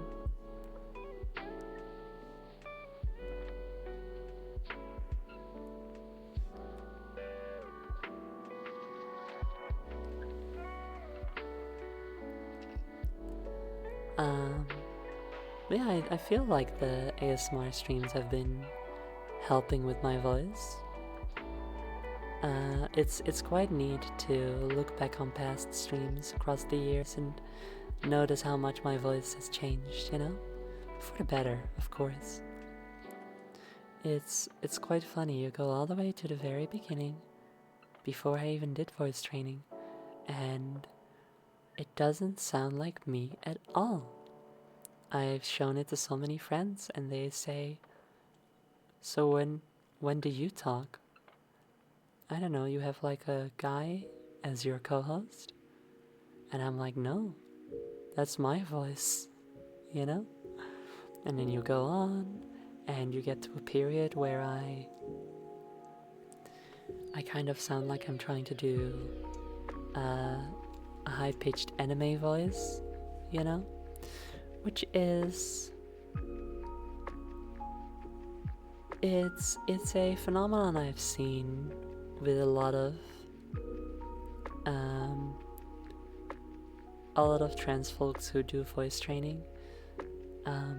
Some people, they settle into that voice and they make it work, but I've seen it being a necessary stop that you have to, like a necessary point you have to get through when doing voice training for a lot of people, where for a while you're just going to sound like you're trying to do a high-pitched anime girl voice.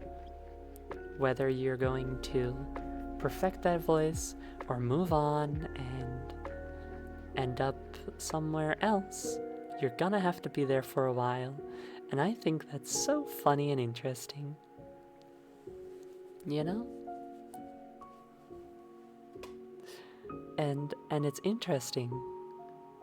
As a fellow T-girl, I love ASMR from people in all stages of voice training. It's very soothing and inspiring. Yeah, I totally get that. Absolutely. I want to make it clear also, I don't think there's anything wrong with being at that point or staying at that point, but perfecting it. Of course not. Oh, I had turned off the alarm so I didn't notice, but it's 9 p.m. So it's time to do the break in just a moment, once I finish talking about this. Yes, I had forgotten to change the actual sound of the ASMR alarm, or the e-break alarm, so I simply dismissed it for now. So what I was saying is, it's very interesting to look back at my voice training journey, where I went from sounding like a jock, you know, not to sugarcoat anything, but I sounded like a jock, to go to this really high-pitched voice to a little less high-pitched. And that's what I think is so interesting. Personally speaking, I prefer my current voice over when I was at that point when I was sounding like, you know, when it sounded like I was trying to sound like an anime character. Even though that was like, you know, a higher pitched voice, you would think like, oh, the higher the better, right? And I think it's very interesting that I found myself sounding nicer when I had a little bit of a lower pitch. I think that's interesting. Now, let's do the Astrogel break. I'll be gone for roughly 20 minutes while I do that. You'll all get to continue listening to these nice tunes. And we'll chat about some more stuff when I come back for a while. See y'all soon.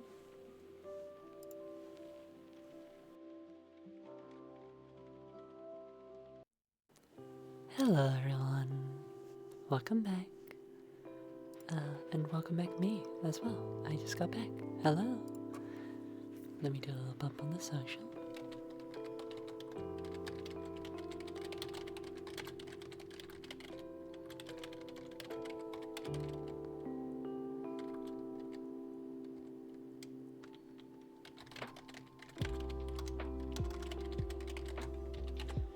There we go. Put it there. There.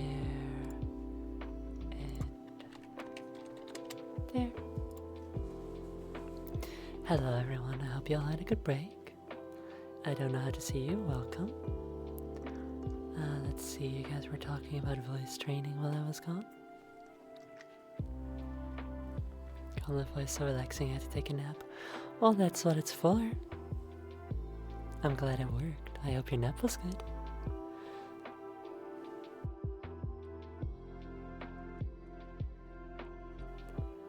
Voice training mental's kicking my ass. I feel like I sound weird, but I'm gonna keep practicing and hopefully use my voice to speak with y'all in an event sometime. Good luck! I hope you can get there. I totally understand. I am lucky to be at a place where I'm, obviously I'm still working. That's what these ASMR streams are for. But I'm glad to be at a point where I'm pretty happy with my voice. But I've been there. I've been where you are, where I had a hard time with it. So you can do it just like I did. I believe in you. Maybe in a moment we can go over some tips or something. Some things that have helped me, some things that have helped others, I imagine there's quite a few people listening to this that would appreciate that. I feel... if pitch is giving you trouble, you could try playing around with tone. True. I think one thing that helps a lot with voice training is to try to assess where you want to end up, What do you actually want to sound like? Because when I started, I simply thought I have to sound like a woman, but I didn't really think about what that meant, so I was kind of going through the motions a little bit, I had a voice trainer. I was very lucky. I'm lucky to be in the Netherlands where there's free healthcare, and I was given a list of voice trainers that I could contact. I'm also less lucky to be in the Netherlands where I had to be on a wait list for a really long time, several years, and then another year of constantly being asked, so are you really trans, before I could actually start transitioning. But that's not what it's, what this is about. But the point is that once I started voice training, I didn't really have a good idea of what I actually wanted with my voice. I just thought, I want to sound like a girl, And it was only later when I really stopped and thought, and I was like, oh, I see, I want to sound like this. This is the voice I want, that I could really start working towards it, you know what I mean?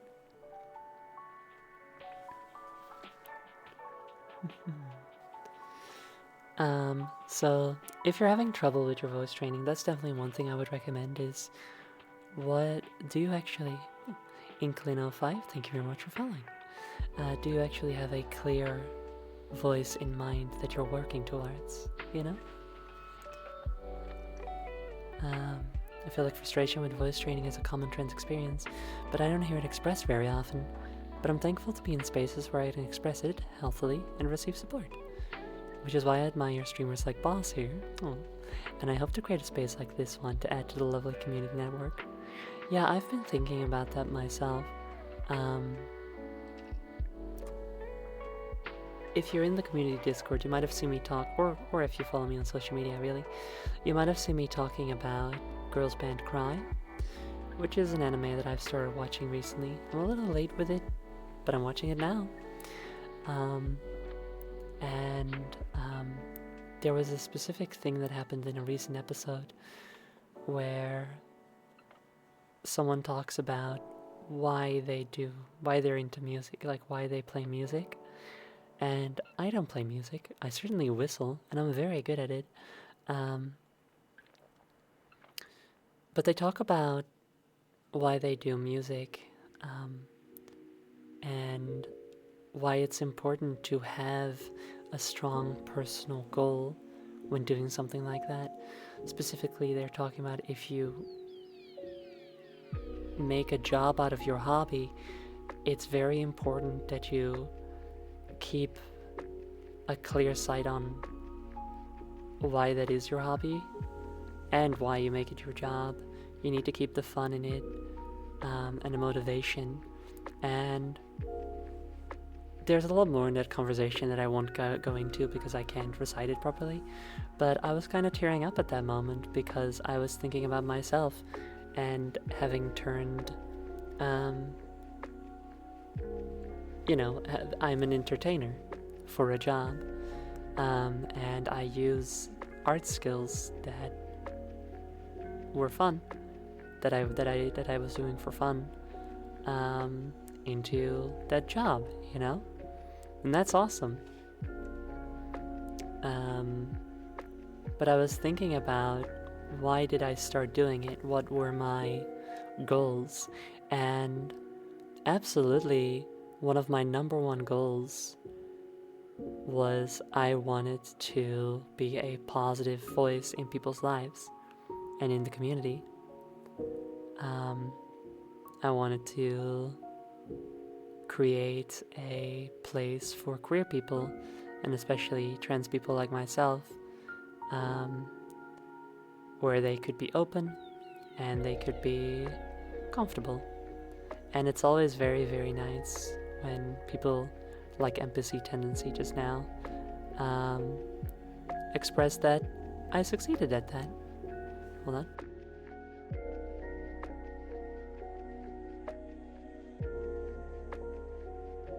There was a motorbike outside. So yeah, that has always been one of my biggest goals, is I wanted to provide comfort to people, and it's heartwarming when I know I succeed at that.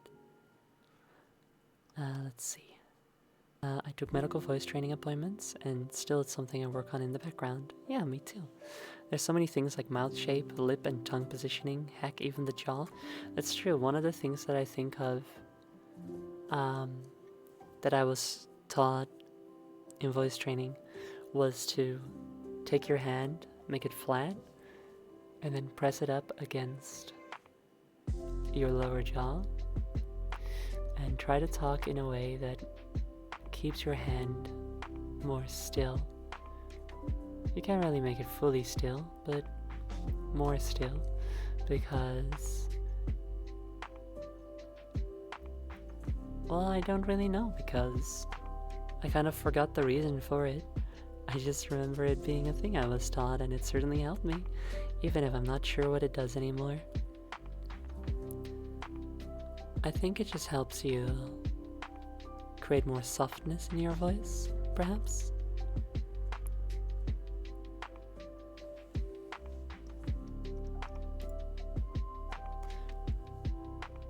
My goal is Skeletor's voice, but swapped to sound feminine.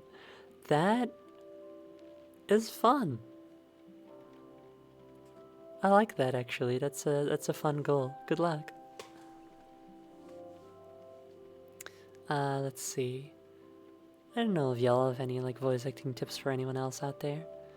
I think the two best tips that I have, and I tend to give them a lot, are try to have a regular time. I'd say once a week would be a good start, where you focus entirely on voice training for a while. For half an hour, for example.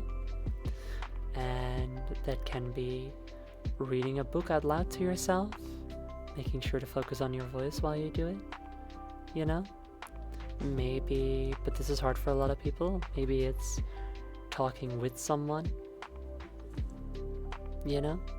Because that's definitely one thing where I falter the most, is when I'm on stream. It's pretty easy, relatively easy, to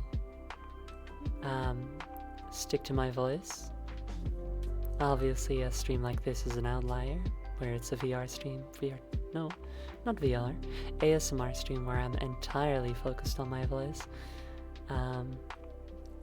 But regular streams where I'm playing a game or something, it's still pretty easy to focus on my voice, because I'm in performer mode, as it were. A little peek behind the curtain. It's not all as candid as it may seem when I'm on stream. Certainly it is. I'm still a very honest and open person, but I'm still kind of in a different mindset when I'm on stream, you know what I mean? I think anyone who Elijah TK8, thank you very much for following. I think anyone who's been in the Discord server and has been in a voice chat with me may have noticed now and then that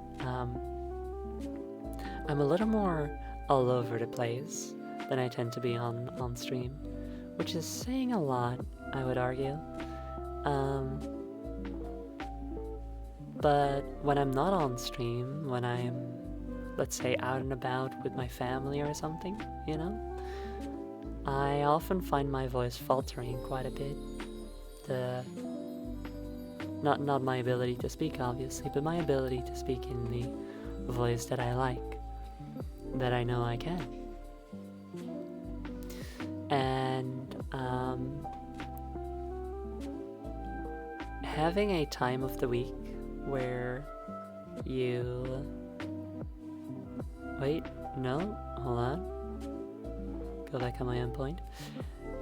If you use your weekly appointed voice training time to talk to someone, I think that would probably help a lot with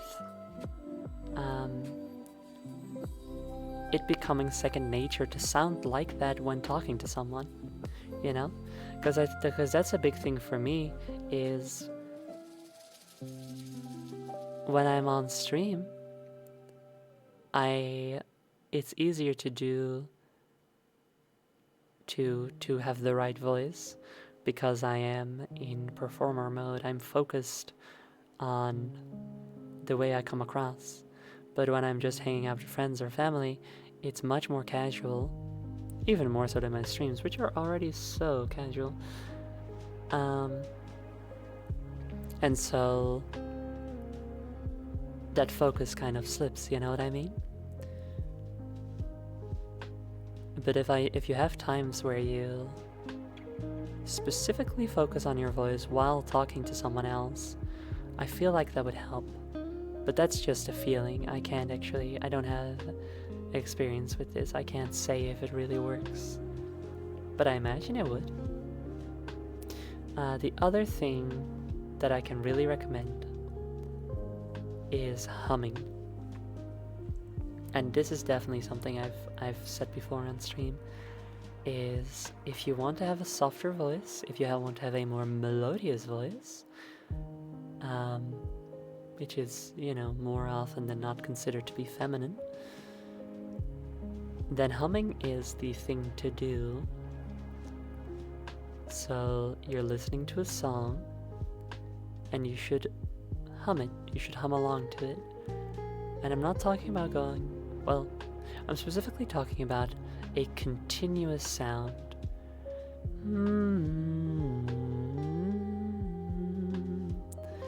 You know, try to maintain that hum as long as you can, rather than individual sounds, not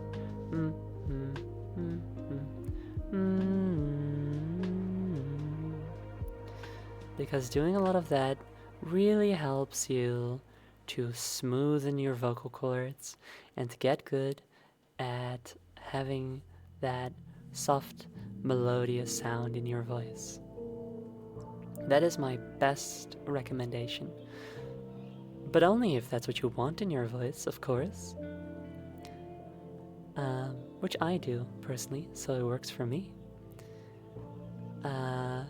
You can even, after a while, try to have it be an ah or an o sound. Ah, you know? Again, making sure to maintain the noise, the sound, the entire time, rather than individual ahs. I can do Zesty Skeletor and the announcer for Mortal Kombat and Luigi. I need to add more to my collection, but when I'm finally feminine, I want to be a voice actor someday. Well, I'm trying to be a voice actor right now. I can do Shadow, and I can do a pretty good Smash Brothers announcer. And I can do me. I can do my own voice, and various variations on it. I can do a bunch of little creature voices, and I can meow like a real cat. Because I am. Obviously, I'm not going to do any of those things right now because they would be pretty disruptive. And hello, Harriet Megumi. Welcome. I hum my sirens sometimes when I have to be quiet. What are your sirens? Oh, that's another thing about humming. On top of humming music, you can hum entire sentences. You can just, let's say you take a poem, such as The Jabberwocky from Alice Through the Looking Glass, which is my go-to.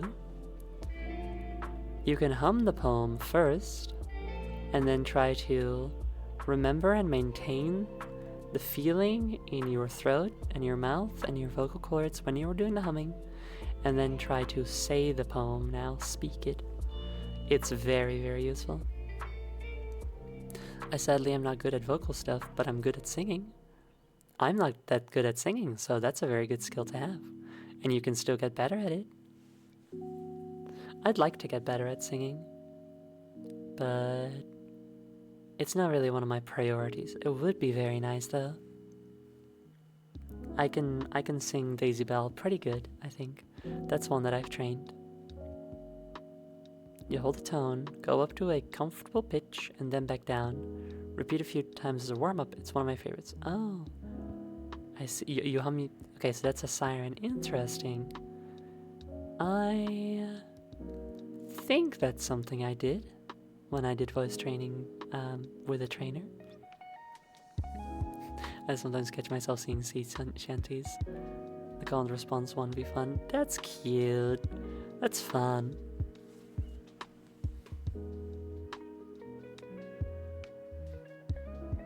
But yeah, I was talking before the break how crazy it is, how far I've come. If you go back to my earliest streams on the YouTube VOD channel, it does not sound like me to such a degree that most people don't realize it is me at all. They assume, well, that has to be someone else.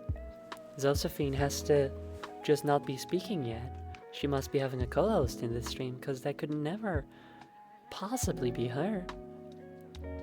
And that is very gratifying.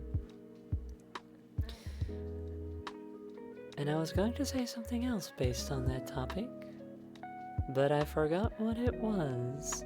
So I guess I'm just tooting my own horn.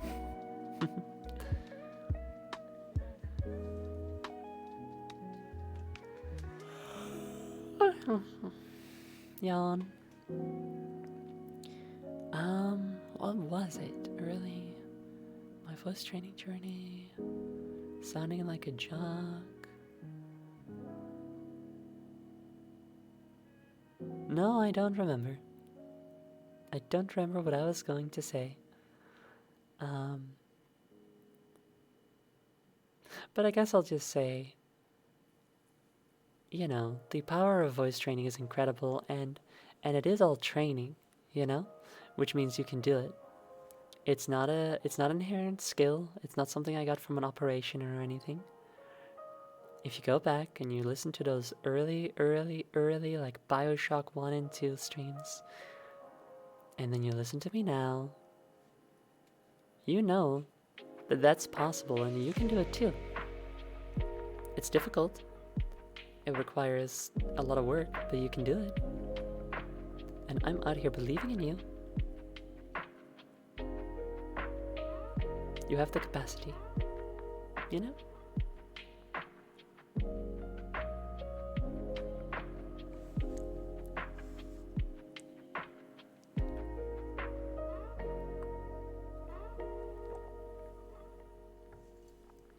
Even so, even though I have these moments of like, wow, I've come so far, and that's not a moment. That's a fact. I've come so far with my voice training. Even then, it's hard not to have moments where I feel like, oh, but am I good enough?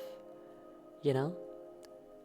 Did I do a good enough job? And that's stupid, because it shouldn't be about doing a good enough job. You know, it's not a competition. And passing isn't important. You know? It's fun, sure. It's not important.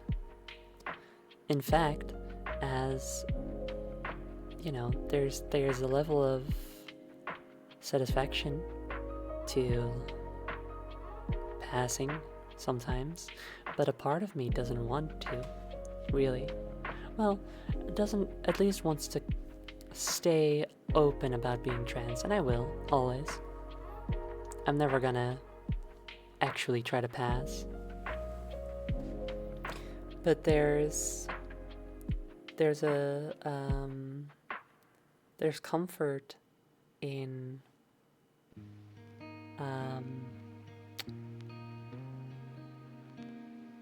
being noticeably trans for me, you know? Which I think is related to the thing I was talking about earlier about wanting to create a safe space, you know? Making a community where people feel comfortable to be open and talk about their trans experiences and stuff.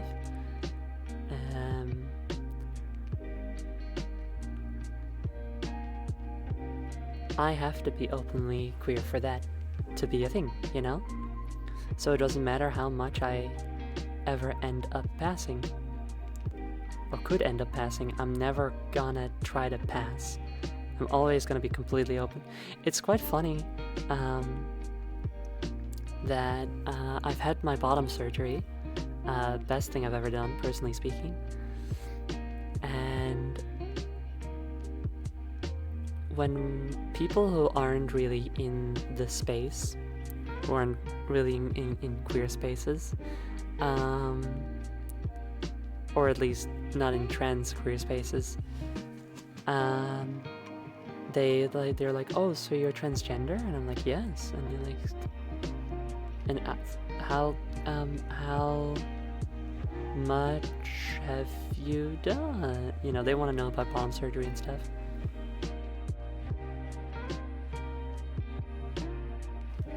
And I tell them, like, yeah, I've had bottom surgery. And then they want to know more, and they get really awkward about it. But I'm like, not. I'm super comfortable with all of it, you know? It's very funny where they're like stumbling around trying to ask questions.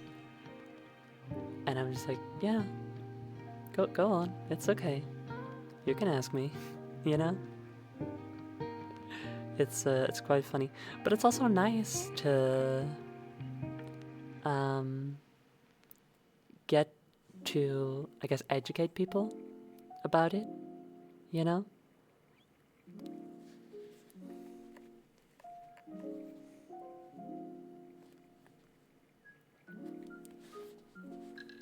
And it's nice to have people who are interested in that way, even if they're awkward about it, you know?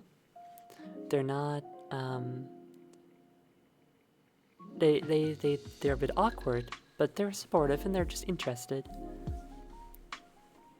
It's always a nice experience. It's always fun and good.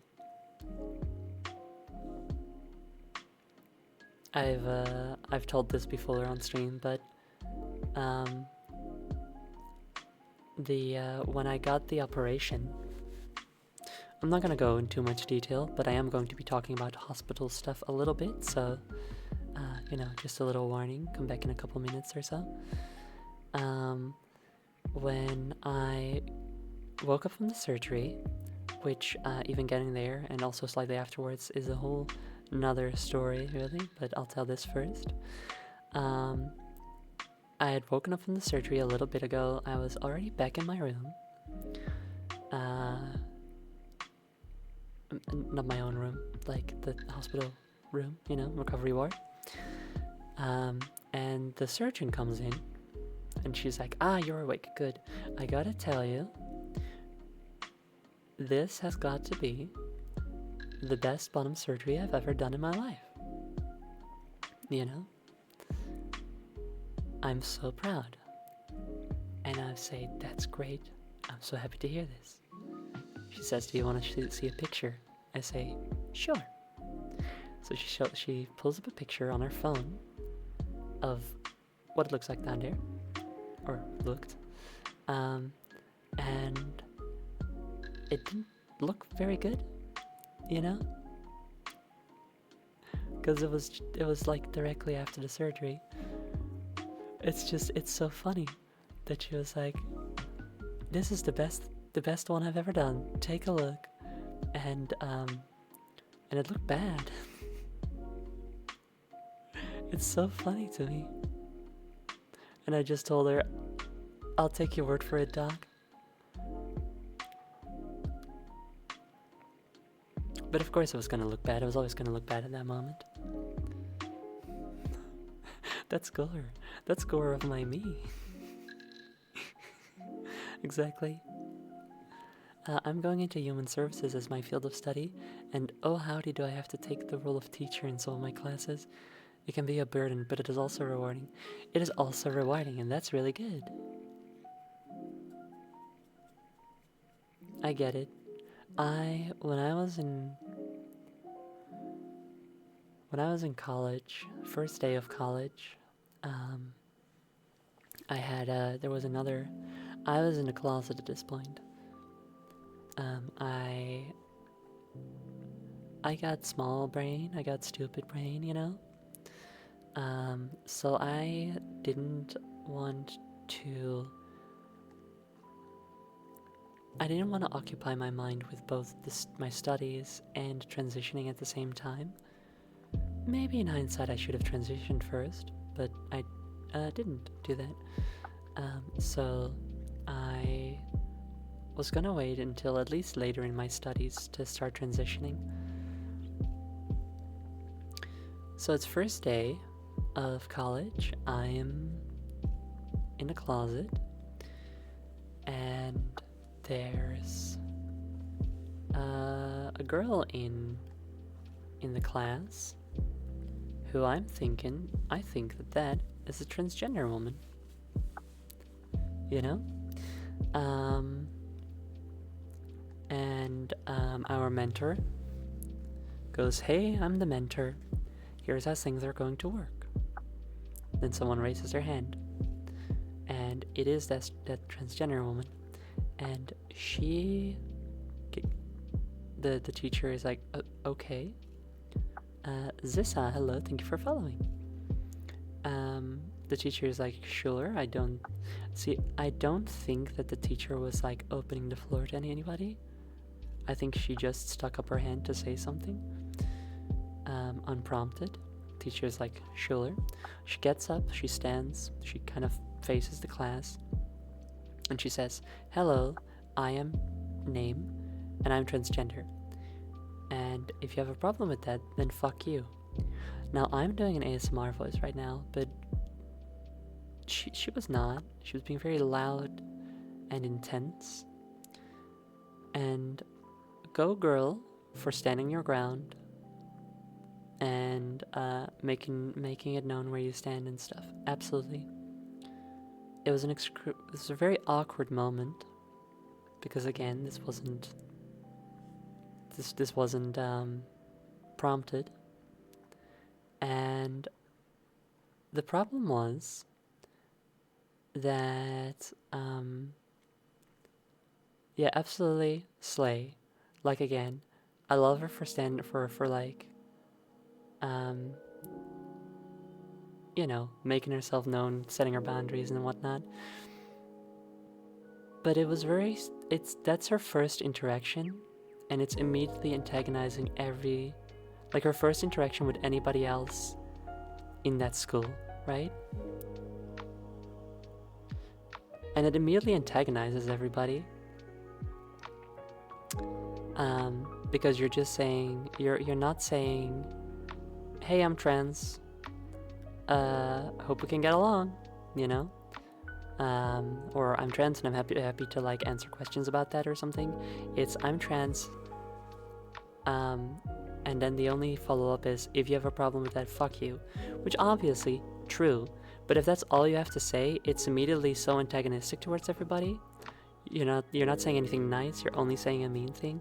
And for most people in definitely that class, but maybe just that whole school, that was their first ever personal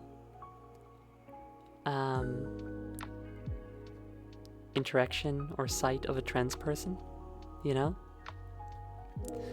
So that didn't really create a good atmosphere in the school, yeah, it's not a productive way to start relations with your peers, unfortunately. So everybody immediately thought she was weird, and since she was the only trans person that they knew, they thought trans people were weird, which did not bode well for me and my prospects vis-a-vis coming out of the closet. You know? I forgot why I shared that story. That was relevant to something at some point in our lives, but I forgot what it was.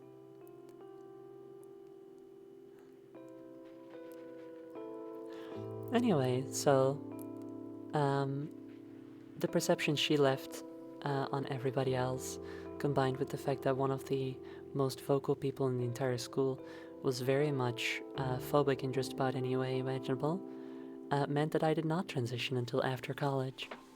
And I think if there were to be a reunion now, I would want to go simply to see the look on everybody's faces when it turns out that I have become a gorgeous trans woman with a wonderful voice. Because that's what I am.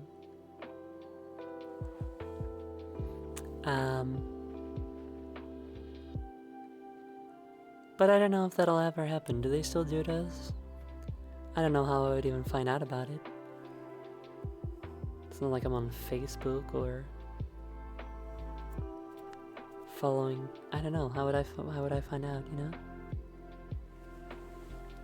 There was a high school reunion at one point, but I didn't go to that because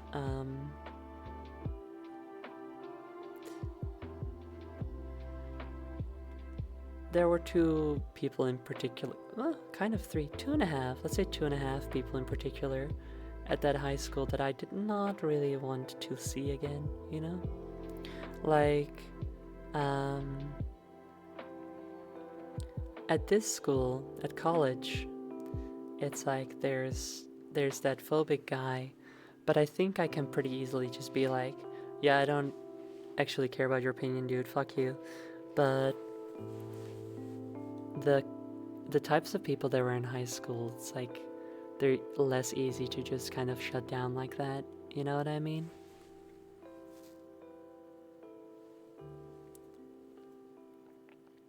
I don't know if colleges do reunions as much. Maybe they have alumni gatherings, but I don't know if they have graduate year gatherings. I guess I don't know. I also just, you gotta be curious, you know? Can't help but be curious. Like, if I just show up and I'm there, I'm just kind of mingling, but I never introduce myself, how many of them would recognize me? That's just kind of the sort of thing that I wonder. I suppose I'd want to go to this reunion not to catch up with anyone, but just out of personal curiosity.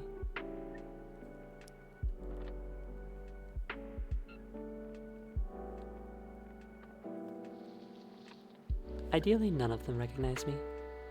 Not a one.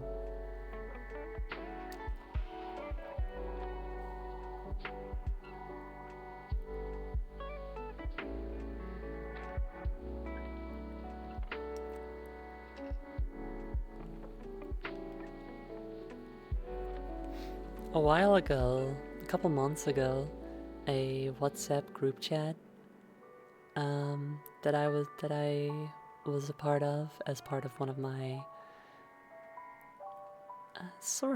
it was an internship, but it was a special case, but I won't go into it. Basically, we had a little group chat for the company with all the other people working in it. And it was basically all students. Again, it was a sort of internship.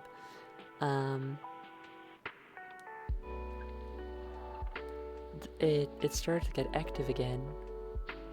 Oh, actually, now that I think about it, a group chat of college folks also got a little bit more active for a couple days. That's very funny. I'll tell that too.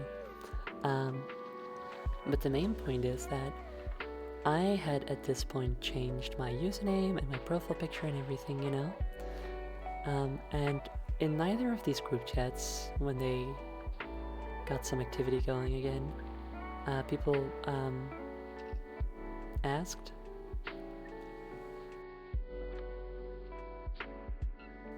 I didn't say anything, mind you, I didn't really feel like it, but I was wondering if any of them would just look at the list and see someone they didn't recognize, and were like, who's that, you know? But what's quite funny is that when the group chat, the college group chat, reactivated for a little bit, it was pretty short-lived. It was just people being like, so how are we all doing, you know? And people would be like, oh, I work here now, or here. Now I studied video game art, and anyone who knows anything about studying video game art shouldn't be too surprised to hear that most of the people did not go into video game art. Some were just like working at a grocery store or something. I myself am lucky enough to be in a position where I could start streaming as a job because I'm autistic, and so the government gives me money for being stupid and can't work good. So I can use the skills I've learned for my streams, which I'm very happy about. I hope that'll last. I hope the government doesn't change their minds. But yes, people were just kind of saying, oh, I'm doing this now, I'm doing that. Are you two still together? Yes, that's nice.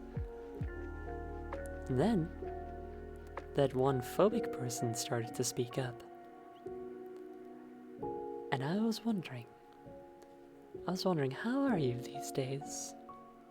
You know? Have you changed your ways at all? And, well, basically, once he started speaking up, the group chat went quiet again and has remained quiet since. So, that should tell you enough. I don't know why he was even in there.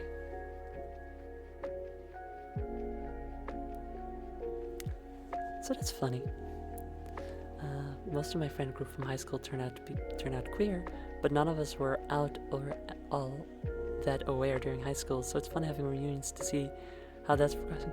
That's cute! That's really fun! Damn, maybe I do want to go to a high school reunion.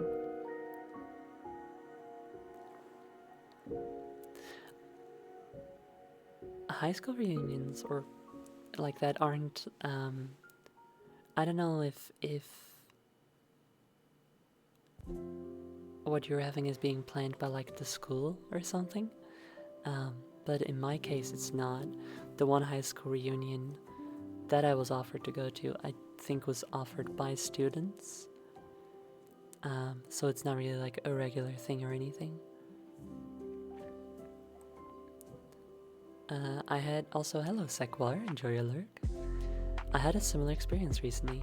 I got a follow recommendation on Insta, and the person's username had a trans flag in it. Nice. I recognized their last name, and it turns out they were one of my teammates on a high school cross-country team who started transitioning recently. That's so nice. Oh, here's another fun little story. So in high school, I had a friend. This friend introduced me to Homestuck, which many of you will consider to be a bad thing, but that's an opinion you can have. We don't have to debate it. It's fine.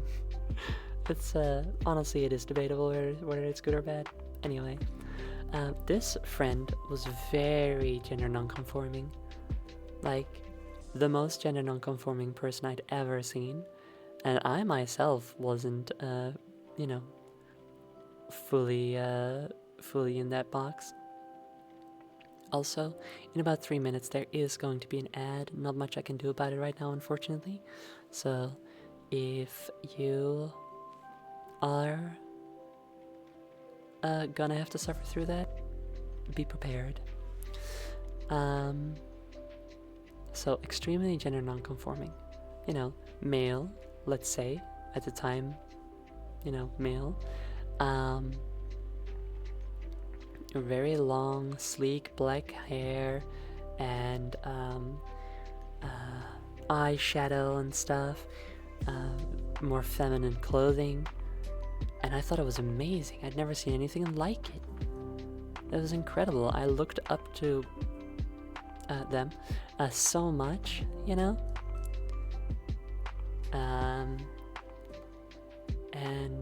then high school ends and we don't see each other for a long time, and I finish college, I move into my own place, and they contact me at some point because we've remained Tumblr mutuals all this time. Of course, they'd contact me and they say, hey, I'm living in the same city now, we should meet up. I say, absolutely we should. Let's do it. Come on over to my apartment. So I haven't seen him in at least 5 years at this point. They come over to my door and they have a beard and they're wearing just kind of a suit. Now that's totally allowed. That's fine. But I was, in that moment, so visibly disappointed and confused. I was like, what happened? You inspired me. And now you just look like some guy, Like I couldn't hide my disappointment in that time. So anyway, we sit down, we talk, it's a good time.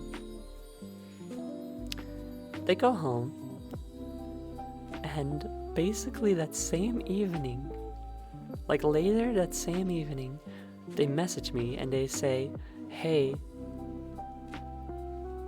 thank you so much for reacting like that. Like I'd asked them about it while we were hanging out, like, this is very different, you look very different now. You used to be all, gender non-conforming. And they said like, oh yeah, it's, I just kind of figured I'm an adult now, it's time to leave all that behind me, It was fun, but gotta be a man like what society wants, And it's just so funny that like after that they message me and they're like, you reacting that way when you have transitioned like that, it opened my eyes, It made me realize that I wasn't supposed to give up on that. And they've transitioned now too, and they're doing great. They are once again, oh, there's the ads. They are once again very, very gender non-conforming. They're doing all kinds of cool stuff. Honestly, they're doing more cool stuff than I am. But don't tell them I said that. I mean, it's fine actually. It's just if anything, now I'm disappointed in myself, But yeah, it's incredible. Like the circle of inspiration, really. It's so good. It's so nice that they helped, they helped me realize stuff. Not directly, but they definitely paved the way. They paved the way for David Bowie, to finish the job with me. And then I was able to help them. It's really, really nice.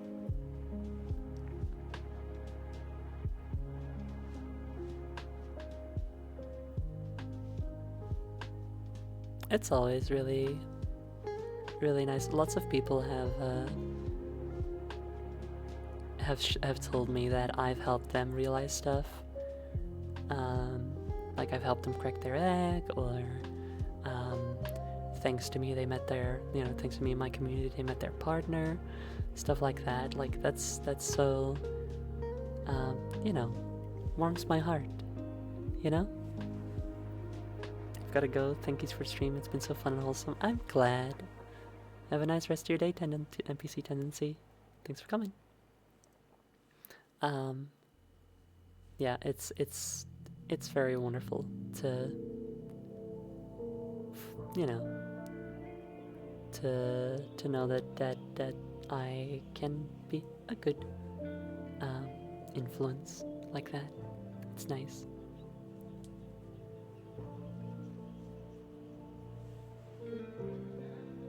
Goes to show how helpful a queer community can be.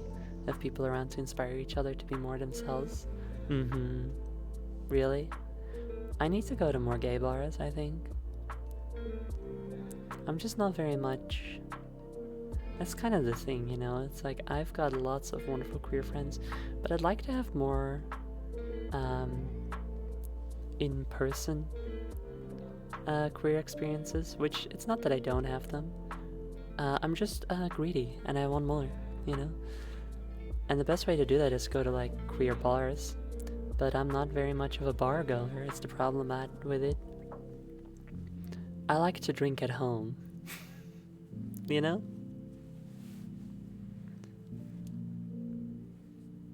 But it would be nice.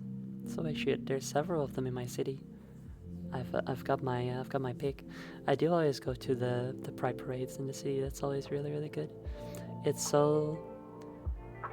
super nice because obviously, you know, during the parade itself we all gather and you get to talk to lots of people, and then once the parade is done you kind of like disperse. There's like a couple like alternative places in the city where people from the parade tend to then spread out to, and then you see people you saw in the parade, and it's nice, and you see all kinds of little shops and stuff that queer people have set up.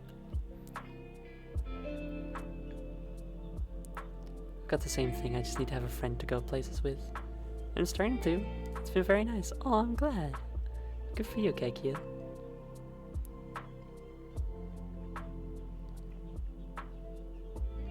Well, let's see. I think we've done just about enough for today. I'm starting to get very tired from my own nice soft talking. So I think we'll end the stream here. So if you all had a good time. Oh, okay, not ending it just yet, because I have to put Arterial Red's egg on stream. Thank you. Last moment egg. Ooh, just in time. Right, so thank you all very much for coming. I hope it was nice. If some of you are asleep right now, then I did my job. You're welcome. Sweet dreams. It's very funny. I feel if I were to go back and listen to my first ASMR stream, I'd be pretty proud of where I am now.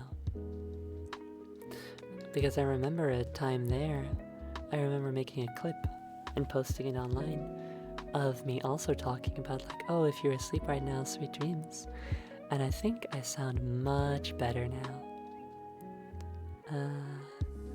Still here from the raid. Thank you for the stream.